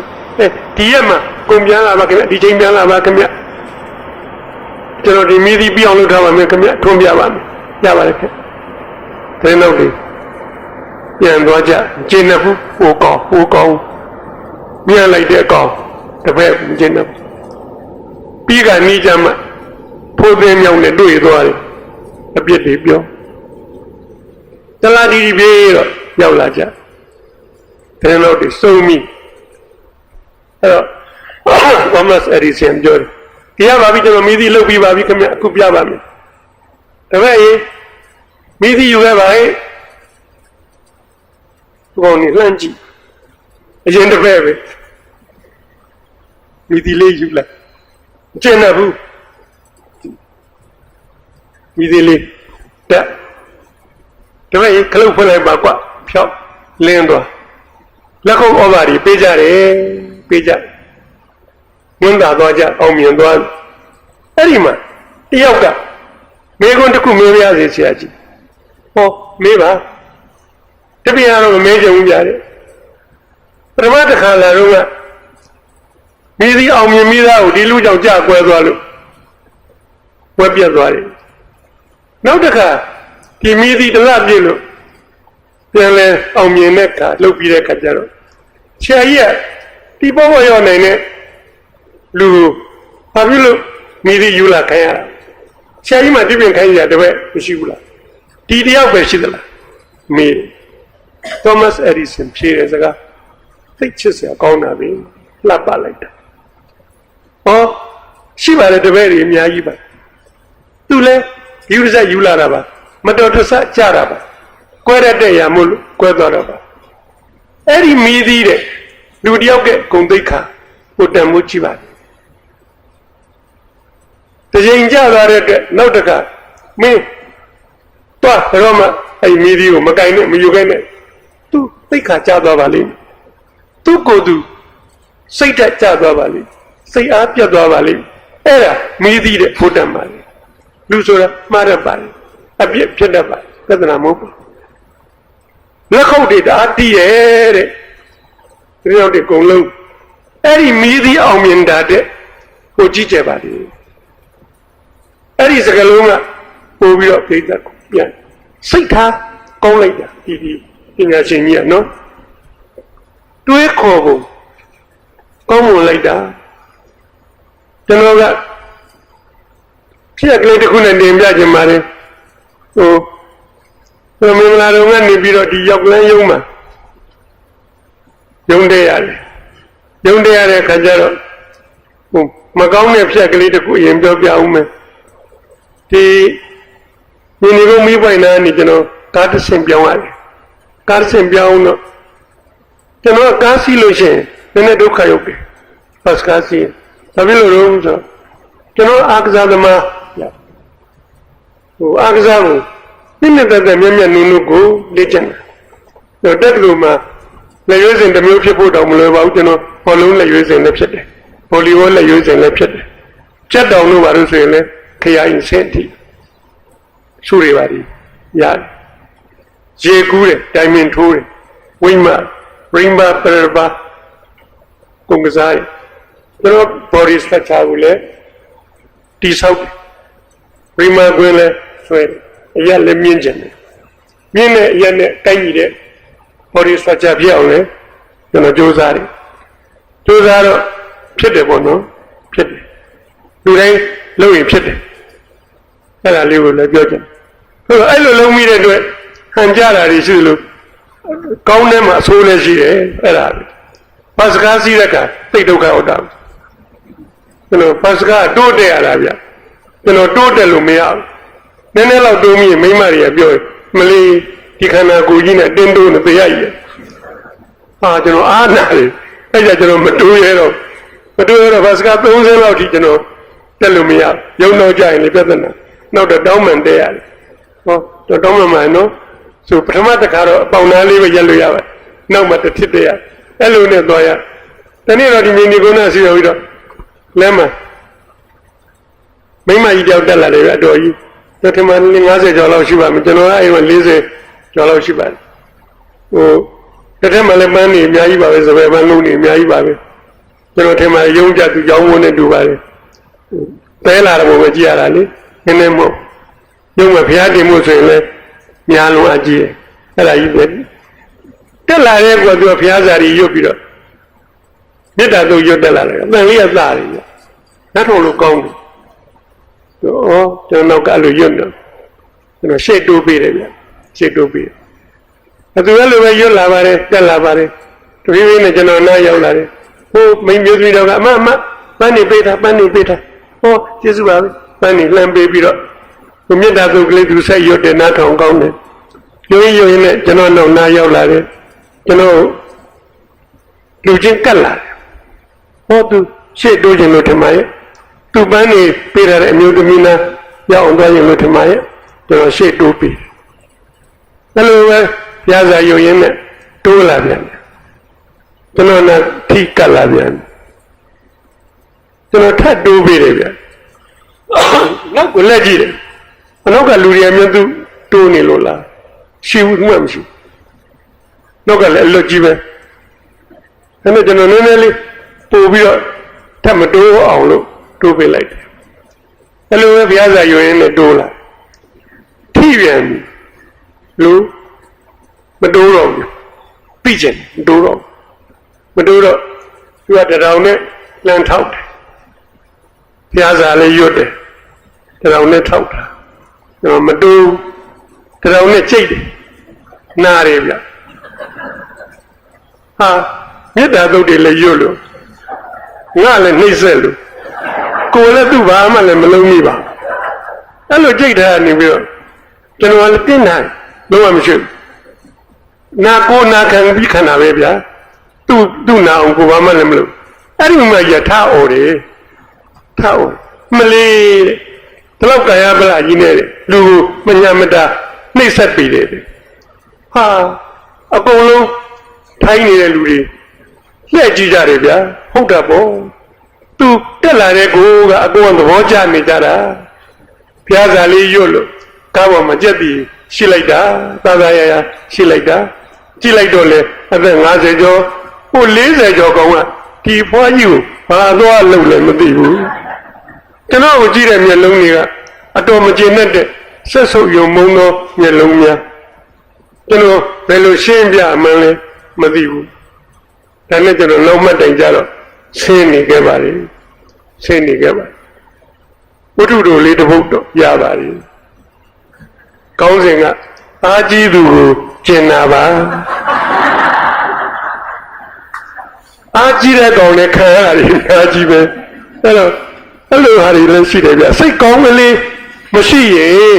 နော်ယောက်ျားဖြစ်မိန်းမဖြစ်အားကြီးသူဖြစ်အားနွယ်သူဖြစ်တခါမှအားကြီးသူကအနိုင်ကျင့်တာရှိတယ်လို့တခါမှအားနွယ်သူကအနိုင်ကျင့်တာရှိတယ်တခါမှကလေးကိုလူကြီးကနှိပ်စက်သွားတာရှိတယ်ဘုရားဘာမှမဝင်နဲ့တင်းကုန်းဟောတာကျန်တဲ့ကောင်ကြီးပြေးလာဒီကောင်ဘာမှမလုပ်ရတဲ့ကောင်ဝိုင်းရိုက်ခံမဲ့ပုံမြတ်ကလေးလှုပ်လိုက်တာနော်ဒီလူကြီးကျွန်တော်လုံနေတယ်ဆိုဟောသေးပြီဗျအဲ့တော့ကလေးကိုလည်းကြောက်ရတာရှိတယ်စိတ်ကောင်းမရှိရင်တော့ဘယ်သူမှမကောင်းဘူးစိတ်ကောင်းရှိနောက်တစ်ခါတော့ဗတ်စကားနဲ့လာစော်ဝါးကြီးကုန်းကြတော့မိမကြီးတယောက်ကားပေါ်တက်လာတယ်တထေးမကြီးပါပဲချမ်းသာပါတယ်လက်ကောက်တည်းတစ်ဖက်ခုနှစ်ကွင်းဝတ်ထားတယ်ဆွဲရုပ်ကြီးကလည်းတုတ်ကြီးရှေးကြီးကောင်းမှလည်းရွှေပြီးကြီးနဲ့အဲ့ဒီခေတ်တုန်းကစိန်သိပ်မွေးကြဘူးဟိုရွှေတွေအများကြီးဝတ်တဲ့အချိန်မြတ်အဲ့တော့ကျွန်တော်လက်ထောက်ဝင်ကြိုင်းမှုတော့ဖြစ်နေပါပြီတော့ကားမရပါဘူးဘတ်စကားနဲ့ပဲတက်နေရပါတယ်ကျွန်တော်ဘတ်စကားပေါ်နေရပြီဆိုလို့ရှိရင်ဟိုးနောက်လွတ်တဲ့နေရာလေးသွားပြီးတော့တန်းကိုဆွဲရတယ်ဗျလက်တစ်ဖက်ကအိတ်ကိုဆွဲရတယ်ဗျအိတ်ထဲမှာထမင်းမူလေးနဲ့ရုံးဖိုင်နေပါတယ်အဲ့ဒီနေရာလေးရောက်ပြီဆိုရင်တော့ကျွန်တော်စာရေးတော့တာပဲကောင်းထဲမှာရင်ရေးတာဝတ္ထုတပုတ်တော့ဝတ္ထုတော်တပုတ်အတွင်းနဲ့တိဆောက်တယ်ရေးအဲ့လိုဆိုရင်ကျွန်တော်ချွေးဆောင်နေတာလည်းမသိပါဘူးမွန်းကြတာလည်းမသိတော့အတော်သင့်တွန်းတိုက်လဲပြဿနာမရှိပါဘူးကျွန်တော်ဝတ္ထုနဲ့ကျွန်တော်ဇက်ကောင်နေနဲ့ကျွန်တော်မွေးလေရောညနေအိမ်ပြန်ရောက်လို့ရှိရင်ညကြတော့ကျွန်တော်အဲ့ဒါကိုပြန်ကူးချတယ်ဘယ်ကနေကူးတာလဲကျွန်တော်ခေါင်းနဲ့ကျွန်တော်ပြန်ကူးချတယ်အဲ့ဒီတော့မှကျွန်တော်အတွက်ဝတ္ထုတော်ကောင်းနေအများကြီးရတယ်ဗျာမရရတယ်အဲ့တော့ဒီနေ့တော့လို့ဆိုဝါကြီးကုန်းနဲ့ကျတထေးမခုနတထေးမရတက်လာတာဟုတ်ကျွန်တော်တို့ဘာစကားစီးနေကြကောင်တွေကအားနာတယ်အမြင်မတော်လာတော့ဖြစ်နေပြီကွာတထေးမကြီးဘတ်စကားပေါ်တက်လာတယ်ကွာအားနာတော့ကိုလေးတွေကိုဘေးကိုကိုင်းပြီးတော့ ဖယ်ပေးတယ်ဒီမှာကြီးလွတ်လွတ်လပ်လပ်သွားပါစေသူခင်ဗျာဘာစကားနဲ့မလိုက်တတ်ပါဘူးကွာဖယ်ပေးသွားပါတယ်သူကလည်းလွတ်လွတ်လပ်တောင်းတိမောင်းတိသူကြိုက်တဲ့ခလဲကောင်နေအောင်တော့ရက်တယ်ရက်မိတာနဲ့သူကပြောတယ်အမလေးဘာစကားမြန်တစ်ခါမှမရှိဘူးပါချွေးစော်ရလည်းနာလိုက်တယ်စိတ်ပြက်เสียကြီးကျွေးကြော်နေတယ်ခလဲကောင်မရက်ပြီးတော့အိုးကျွန်တော်နေတိုင်းဘာစကားစီးနေရတဲ့ကောင်ကြီးဒုက္ခသူပြောမှပဲအဲ့တော့ခုနဖယ်မင်းမိတဲ့ကောင်ကြီးလည်းသိတုံသဘောမကျဘူးဆက်ပြောတယ်ဒီနေ့မှာအိမ်ကမော်တော်ကားနှစ်စင်းလုံးကလေတစ်စင်းကခီးသွားတစ်စင်းကဝါရှော့ထိုးသွားကြွားတာသူ့မှာဘာစကားသူ့မှာမော်တော်ကားနှစ်စင်းရှိတယ်ရှိပေါ်ကိုနဲ့ပါဆိုင်နေမလို့တို့ကစိတ်ဝင်စားပါကိုလည်းစီးရတာမှမဟုတ်ပဲဆက်ပြောသေးတယ်ဒီနေ့မှာပဲဆရာတော်ကိုနေဆုံးပို့ရမယ်ဆိုလို့နေဆုံးပို့ခိုင်းလို့ပို့ရမယ်ဆိုလို့ဘယ်သူကပို့ခိုင်းလဲတော့မသိဘူးကျွန်တော်ထင်တယ်ဘေးရင်ဆရာပဲထင်တယ်လေးဘင်းငှားတာလဲတစ်စင်းမှငှားမရဟုတ်တယ်အဲ့တော့လေးဘင်းခက်ခုလိုတက်စီတွေမပေါ်သေးဘူးဆိုးငိမ်နောက်ကြမှာဆိုလို့ပတ်စကားစီးရတာစိတ်ပြက်စရာကောင်းလိုက်တာသူ့လည်းဘယ်သူမှမမေးဘဲနဲ့ဗျာသူကဖြည့်ရှင်းချက်တွေထုတ်အင်တာဗျူးလုပ်တာကြားနေကျင်ညာနေတစ်စင်းလုံးကားတစ်စင်းလုံးကြားတယ်အဲ့တော့သူ့နောက်မှာ10နှစ်သမီးလေးပါတယ်ငါးစင်ကြိုင်မျိုးတစ်ဖက်ကဆွဲထားတယ်ချင်းကိုတစ်ဖက်ကဆွဲထားတယ်အဲ့ဒီမိန်းမကြီးကတော့မိတ်ကပ်တွေလိမ့်ထားတယ်အသားဖြူတယ်ဗျအသက်50လောက်အသားဖြူဝင်းနေတာမိတ်ကပ်နဲ့လိုက်တယ်ဗျမိတ်ကပ်ကလည်းကျွန်တော်ထင်အကောင်းစားမိတ်ကပ်ပါဘာမိတ်ကပ်မှကျွန်တော်မသိပါဘူးမြက်ပြီးတော့ပန်းနွေအောင်လေးသန်းလို့အကောင်းစားလို့ပြောရမှာနှခမ်းကြီးလည်းဆိုးထားတယ်အကောင်းစားပဲဗျဘာလို့လဲဆိုတောက်နေလို့ပြောရပါဝမ်းဆက်နူအီလို့ဝတ်ထားတယ်လက်ပွေကြီးပါတယ်သူကလက်ပွေကလည်းခုကမှသူများတွေပြောကြတယ်ဗျချို့35သိန်းလောက်တန်နေတဲ့ချို့လည်းသိန်း60လောက်တန်နေတဲ့ကျွန်တော်ရှေ့မှာအဲ့ဒီအိတ်ကြီးတွေပွေထားရင်တော့လကားပဲကျွန်တော်မသိဘူး4-6,000ပဲထင်တာပဲကျွန်တော်တော့အဲ့တော့အမှန်တိုင်းသိစေခြင်းတော့တခုရှိရလေစာရေးကထာပေါ့အဲ့ဒါဆိုတော့ထင်ကြည့်ပလိုက်ပါမယ်အဲ့တော့အဲ့မရလည်းပွေကြီးပိုက်လို့အဲ့တော့ဘတ်စကားဆိုတာထွက်ရင်စောင့်ထက်တာစောင့်ထက်တော့သူကမြက်ခုံတဲ့ခွင်းလေးကိုကင်ထားတယ်ဗျအားတယ်လက်တစ်ဖက်က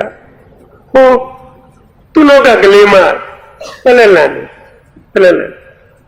ကိစ္စမရှိဘူးကျွန်တော်တို့ဘတ်စကားစီးနေကြကောင်နေသိတယ်ဒီကလေးမပလက်လန်လဲတော့မယ်ဘတ်စကားစောင့်ထက်တာနဲ့လက်ကလေးတွေဆင်းဆင်းတွန်းထားတယ်အခုံးလေးကိုတွန်းထားတယ်ဘာမှမဖြစ်ဘူးကလေးမအိမ်တွေတော့မပြတ်ဘူးနော်တို့တော့ရှင်းမှတ်တိုင်ကြတော့ဗရိတ်အုပ်ပြီအဲ့ဒီမှာကျွန်တော်နောက်ကကောင်နေဘာမှလုပ်လို့မရဘူးအဲ့ဒီကလေးကချင်းတစ်ဖက်ဂျိုင်းတစ်ဖက်လက်ကလည်းနှစ်ဖက်ပဲရှိတယ်အပူမပါဘူးခိုင်စရာမရှိဘူးရှေ့ကိုအထိုးနဲ့အဲ့တထေးမကြီးဖင်တိုးတာဗျတိုးတော့တထေးမကြီးစိတ်ဆိုးတယ်ဟဲ့ဘယ်လိုလူတိုးနေရတော့လဲကျွန်တော်တို့ကကြားသားတိုးမှာပေါ့သူ့မှာဒီကလေးမှာကင်စရာလက်ပုံမှမရှိပဲခမရတစ်ခုလောက်ကိုယူပေါ့သူမပြောပါဘူးကိုယ်စိတ်ထဲကိုပြောနေရတာပါအဲ့ဒီမှာအဲ့ဒီမိမကြီးနဲ့အသက်ရွယ်သူလောက်အသက်50လောက်ပါပဲသူကတော့မိမကြီးနဲ့ဆန်းကျင်ဘက်လောက်ကြားတယ်အသားမဖြူရှာဘူးအသားညိုတယ်ဟိုကပြည့်ဖြိုဒီမိမဒီနောက်မေကပိန်ပါဟိုကမိတ်ကကောင်းစားနဲ့နောက်အမေကသနခါကြီးကျဲကလေးလိန်ထားတယ်အတူကထိုင်နေရတယ်ထိုင်ကုန်ပါရတယ်အဲ့တော့သဘောကောင်းတယ်စိတ်ဓာတ်ကောင်းတယ်သမီးလေးဟိုတော်ကြီးကိုပေးထားချင်းနဲ့ကြိုင်နဲ့တော်ကြီးပေးထားကလေးမလေးကပေးမယ်လို့လက်ကမ်းနေဟိုကလည်းလက်ယူမယ်လို့လက်လန်းနေပထမကြီးကဟဲ့ပေးနေ ဆင်းရဲသားကိုမယုံဘူးသူပဲပြောထားတယ်ဘုန်းကြီးဆုံးကတ်မလို့ဆိုတာဘယ်သူကနိုင်စားမှာတော့နော်ဒါလေးတော့မယုံဘူးအဲ့တော့ကျွန်တော်တို့အကုန်လုံးကားဝါလူတွေကြားတယ်တော်ကြီးလက်ပြန်သိမ်းသွားပါလေကလေးလက်ပြန်ရုပ်သွားတယ်ရှင်းမတ်တိုင်ပရိအုပ်ပြီးတိုးပြီးသူဖြင့်ကျွန်တော်တို့အကုန်လုံးဝန်သာအားရဖြစ်တယ်တိုးกว่าကောင်းတိုးရှိတော့နင်းထိုင်ရင်ကျွန်တော်တို့မူလကစိတ်ကလေးအဖြူဗျသူနဲ့တွေ့မှကျွန်တော်တို့လည်းအကုသိုလ်တွေဖြစ်ကုန်နော်မကောင်းမှုရှောင်ကောင်းမှုဆောင်ဖြူအောင်စိတ်ကိုထားစိတ်ကမူလတိုင်းကဖြူပြီးသားလောဘဒေါသမာနတွေအယောင်ဆိုးမှစိတ်ကအယောင်တွေပြောင်းသွားအခုကျွန်တော်တို့စိတ်တွေပြောင်းသွားမှတ်တိုင်ပရိအုပ်တိုင်ကျွန်တော်တို့ဝင်နေတာလို့အကုသိုလ်တွေတက်နေအဲ့တော့သူကလည်းအဲ့ဒါတိုးတိုင်းပြောတာပဲဟိုကလည်းပရိအုပ်တိုင်းတိုးတာမတိုးဘဲနဲ့လို့နောက်တော့ခွန်မိုင်လောက်မှာသားတယ်မေတယောက်တက်လာချင်းလေးတစ်ဖက်ဆွဲကလေးကိုကြက်ခွင်ချီဒီမိမလည်းလက်ပုံမပါဘူးနောက်လည်းယောက်ျားတွေထိမ့်ပေးကြအောင်မရှိဆိုရင်တော့သူလည်းတရားဖြင့်တိုးအောင်အဲ့ဒီခါမှာကျွန်တော်တို့ယောက်ျားတွေထိုင်ကုန်ရရမဖယ်ပေးခြင်းဘူးဘုံကြီးရန်တက်လာရင်ပရိမောက်ကနေငေးရတာအပြင်ကိုငေးရတာဘာမှကြည့်စရာမရှိဘူးဘုံကြီးကိုမမြင်အောင်လို့နေရတာမြင်ဖယ်ပေးရမှာကြောက်လို့သားသမီးတက်လာရင်ငေးရတာပြင်ကို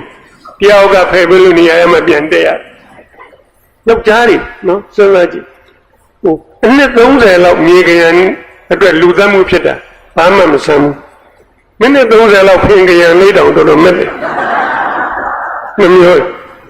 မဖယ်ခြင်းဘူးအဲ့ဒီအမေတော့ဘလို့တော်လို့ဆို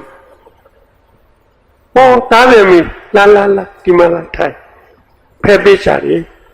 ယောက်ျားတွေဖယ်မပေးဘူးအဲ့ဒီမေဖယ်ပေးသားသမီးတိုးလာနေရှာတယ်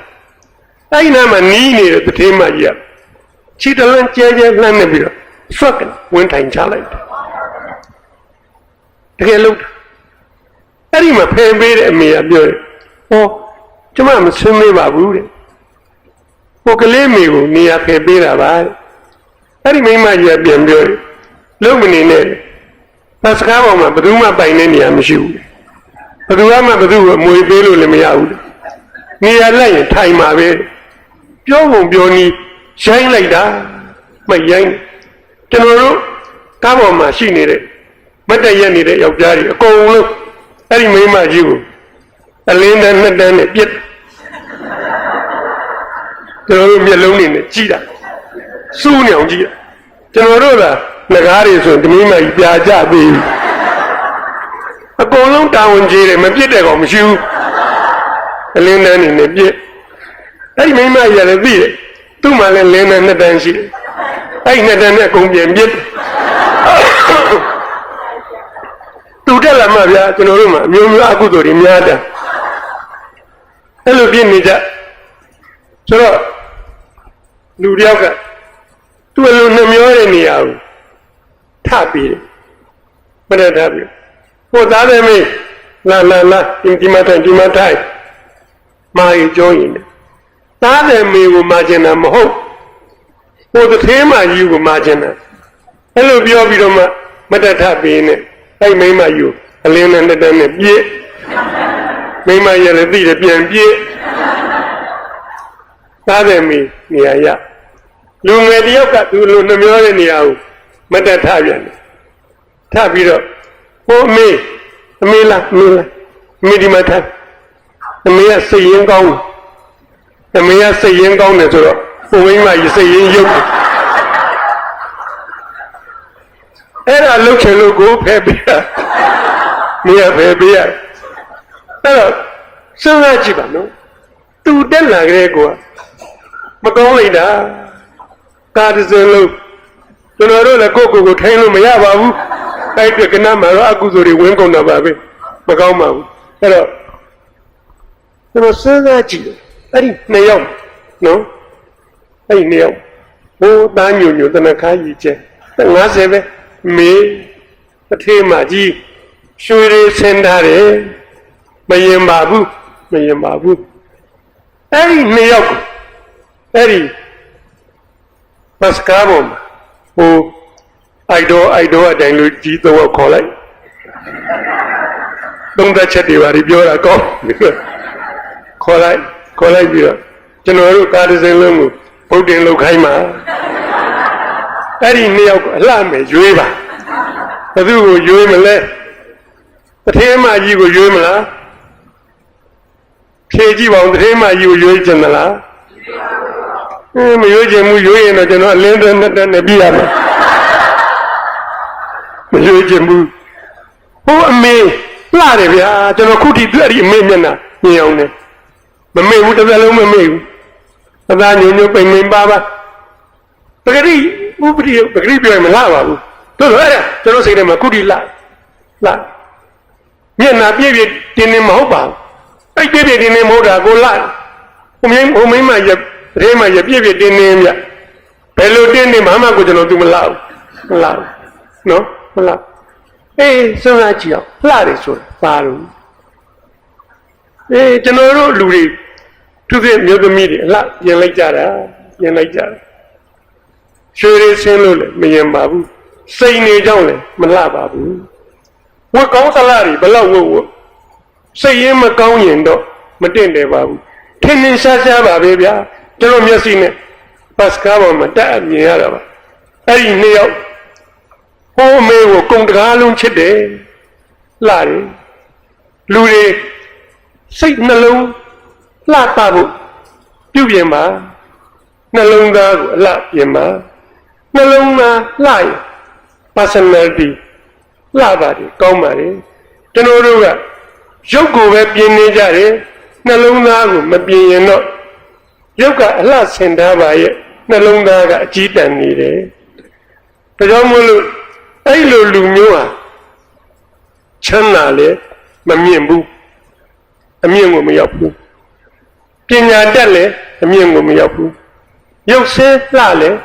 အမြင့်ကိုမရောက်ဘူးကိုတေချာတော့မြင့်အောင်မြင့်နိုင်တဲ့ဤကစောစောတစ်ချက်စူးစမ်းပြီးမြင့်မှာနောက်တစ်ချက်စိတ်ရင်းကောင်းပါစိတ်ကောင်းရှိပါမြင့်နေချစ်ခင်နှစ်သက်ပွဲကောင်းပါလေနောက်ဆုံးတတိယအချက်ကတော့ချိန်မလောက်ရှိတော့ချိန်ဆမ်ကောင်းတော့အဲ့လိုဆိုတော့ဆမ်နဲ့လောက်ကျွန်တော်ပြပါနောက်ဆုံးတစ်ချက်ပြောချင်တာကတော့စာဖတ်ပါလို့ပြောချင်ပါတယ်လူတိုင်းကိုစာဖတ်ပါလို့ပြောချင်ပါတယ်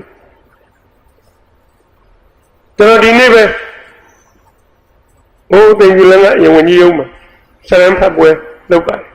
အဲ့ဒီစရံဖတ်ပွဲမှာဥက္ကဋ္ဌတာဝန်ယူပြီးတော့ဒီပွဲကိုပြန်ကြားရေးဝန်ကြီးဌာနကဝန်ကြီးကအကူအညီတောင်းလို့ကျင်းပပေးရတယ်ဒီနေ့ဘာသာပြန်စာပေစရံဖတ်ပွဲအဲ့ဒီမှာဟိုရုပ်သံကလေးတွေကျွန်တော်အင်တာဗျူးလာမေးကြရင်းနဲ့သူတို့မေးတာတွေဖြေပြီးတော့သူတို့ကကျွန်တော်ကိုပြန်ပြောတယ်ဆရာကြီးကလူတွေကိုဗာများပြောချင်ပါတယ်လေဆရာကြီးပြောချင်တဲ့စကားရှိအဲ့ဒါကလေးပြောပြပါဒါတော့သူတို့မေးတာမဟုတ်ဘူးကောင်းလိုက်တာအဲ့ဒါဆရာကိုဝင်လာပါတယ်ပြောချင်တယ်ပြောချင်ရှိတယ်လူတွေကိုဗျာစာဖတ်ပါလို့ဒီသုံးလုံးပဲပြောချင်တယ်စာဖတ်ပါသုံးလုံးပြောချင်တယ်စာဖတ်ရင်အသိဉာဏ်ပညာမြင့်တယ်အလိမ္မာစာမရှိအဲ့ဒီစာကအလိမ္မာတွေရတယ်ခုနပြောတဲ့ယောနိသောမနတိကာရအသင့်တဲ့နှလုံးသွင်းနိုင်တယ်ဆိုတာဉာဏ်ပညာကြီးမြင့်လာရင်အသင့်တဲ့နှလုံးသွင်းနိုင်တယ်စာရီဖတ်ရင်စိတ်ကောင်းလဲရှိနိုင်တယ်နော်ကြောင့်မလို့စာဖတ်ခြင်းသည်လူတယောက်မှာစီးပွားရေးလုပ်ငန်းမှာလည်းအောင်မြင်လိမ့်ကိုယ်လုပ်နေတဲ့မြည်သည့်လုပ်ငန်းမှာမဆိုအောင်မြင်လိမ့်စကားပြောရင်လည်းပြောရေးဆိုစကောင်းလိမ့် choice of what စကားလုံးရွေးချယ်မှုအစလှနေလိမ့်အဲ့ဒါပဲရစာဖတ်ခြင်းကအပိချာရတပြင်းမရစာတို့ဖတ်စမ်းမှာ ဖတ်ရင်ငယ်ငယ်လေးကဖတ်ပါများတော့စာဘာဝတယ်ဆိုတာအစတော့ကုံအစုံဖတ်ဖို့ကျွန်တော်တို့ဒီလိုဖတ်ခဲ့တာပါပဲပုံပြင်းနေငယ်ငယ်တော့ပုံပြင်းနေဖတ်တာပေါ့နောက်တော့တရားဝတ္ထုတွေဖတ်တာပေါ့နောက်တော့တိုင်းဝတ္ထုတွေဖတ်တာပေါ့ချဝတ္ထုတွေဖတ်တာပေါ့ဖတ်ရင်းနဲ့ဝတ္ထုကောင်းတစ်ပုဒ်လောက်ဖတ်မိဟာကောင်းလိုက်တာအထုပ္ပတ္တိစာအုပ်တို့ဖတ်မိဟာကောင်းလိုက်တာလင်ကွန်းကြောင့်ကောင်းလိုက်ထုပ္ပတ္တိတွေသိကျင်လာတယ်Thomas Jefferson ကြောင့်သိကျင်လာတယ်သူချမ်းသာမှုတွေကုန်လို့အမေရိကန်နိုင်ငံကြီးကိုပုံအောပြီးတော့မှသူ့သမရလုပ်တဲ့ခါမှာသမရရွေးတဲ့ခါမှာသူ့တောင်းဆိုချက်ကငါကတရားမှပေးပါမယ်ဘလောက်အော်စရာကောင်းလို့နော်ငါကဘလောက်ပေးမှတော့မမေးဘူးသူလာကဘလောက်မှမပေးဘူးသူချမ်းသာမှုတွေကိုသမရသက်တမ်းမှာသုံးခွင့်ပြုပါသုံးသွားတယ်အကျွေးတွေတင်သွားရှာတယ်တင်သွားတယ်သူ့မိတ်ဆွေတငယ်ချင်းတွေကသူ့စိတ်ကောင်းရှိမှန်းသိတော့ပေးတယ်ကျွေးပေးတယ်တက္ကသိုလ်ကြီးတွေဆောက်ပြခဲ့တာလူတွေပညာတတ်အောင်အသိဉာဏ်မြင်အောင်သိသွားတော့ကျွေးတွေကြံနေခဲ့ရှာတယ်သူ့သားသမီးတွေနော်ဆက်ပေးတယ်ကျေသွားပြီကျေတယ်ဘလို့ကောင်းလိုက်နော်စိတ်ကောင်းရှိခြင်းသည်ဘလို့ကြည့်ကြငွေတွေချမ်းသာနေပါရဲ့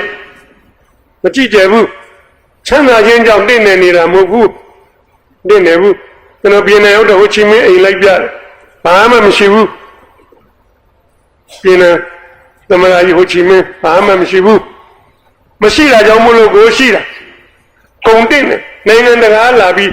ကျွန်တော်အဲ့ဒီစာပေဥက္ကဋ္ဌပြည်နယ်ဥက္ကဋ္ဌချစ်ခင်တယ်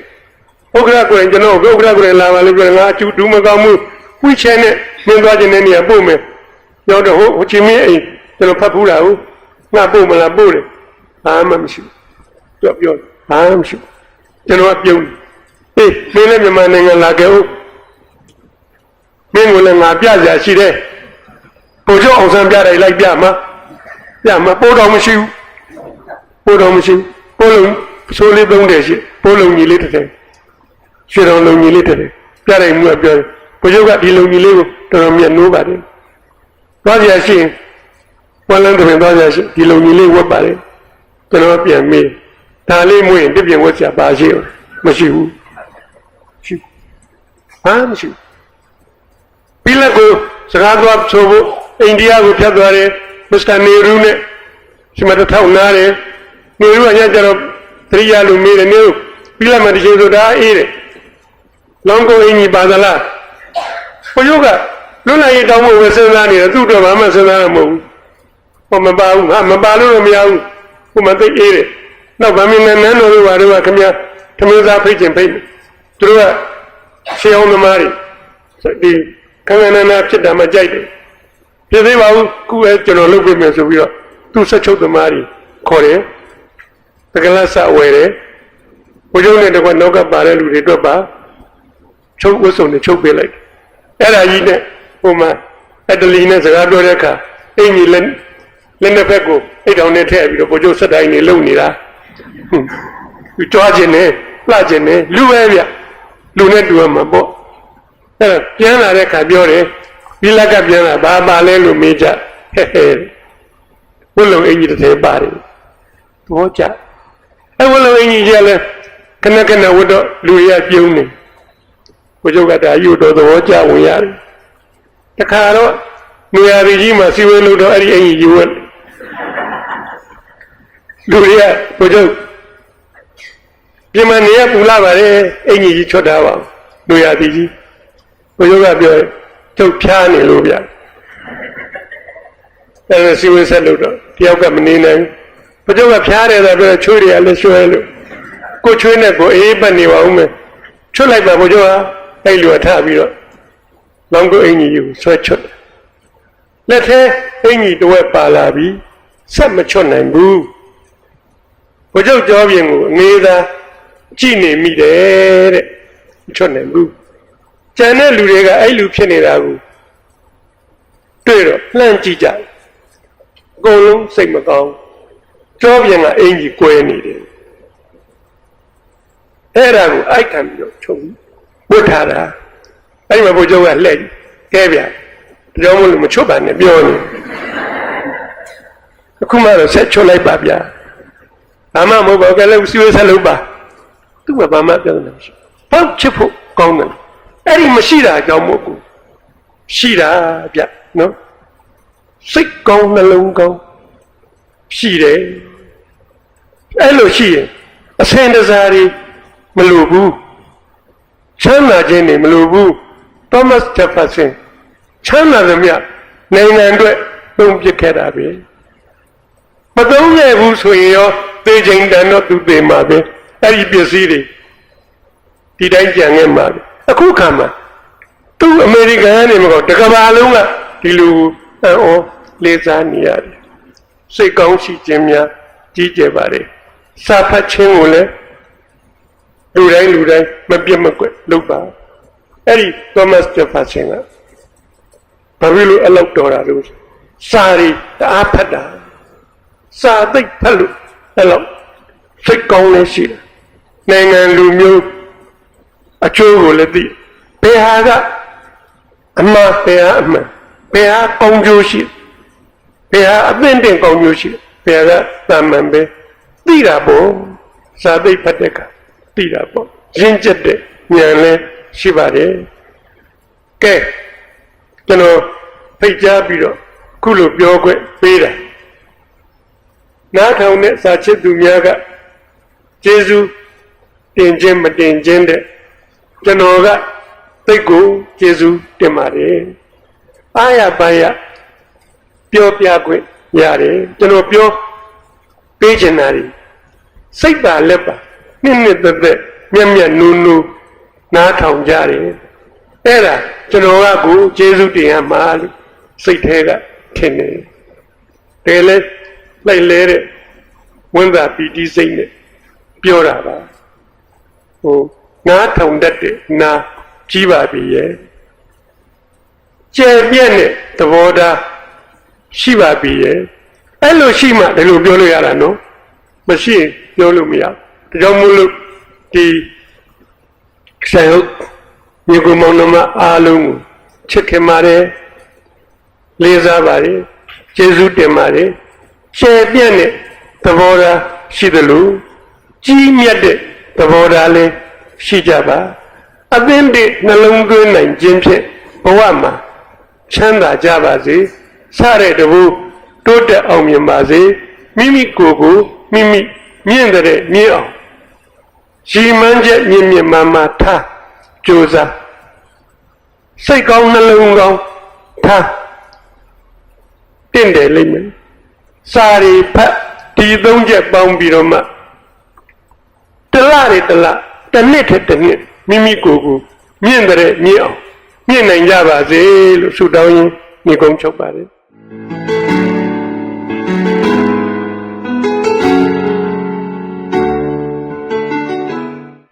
ဆရာမင်္ဂလာပါရှင်ဆရာသမီးတစ်ခုလောက်မေးချင်ပါတယ်ရှင်ကျွန်တော်ကဆရာကြီးပြောသွားတဲ့အထဲမှာသူများတွေကကိုစိတ်ထားလေးဖြူစင်နေုံထားတာနဲ့တောင်မှသူများရဲ့အဖက်ကကိုလာပြီးတော့တက်ရောက်မှုရှိရလို့ပြောပါရဲ့ရှင်အဲ့လိုမျိုးဖြစ်လာတဲ့အချိန်မှာဆိုရင်သမီးတို့အနေနဲ့ဘယ်လိုစိတ်ထားမျိုးထားပြီးတော့ပြုလုပ်ရပါမလဲရှင်ဟုတ်တယ်မိလိုက်တယ်မိဖို့ကောင်းတယ်တို့လူတဘာဝရကျွန်တော်တို့ဒီပုထုဇဉ်တွေဖြစ်တဲ့အတွက်စိတ်ကို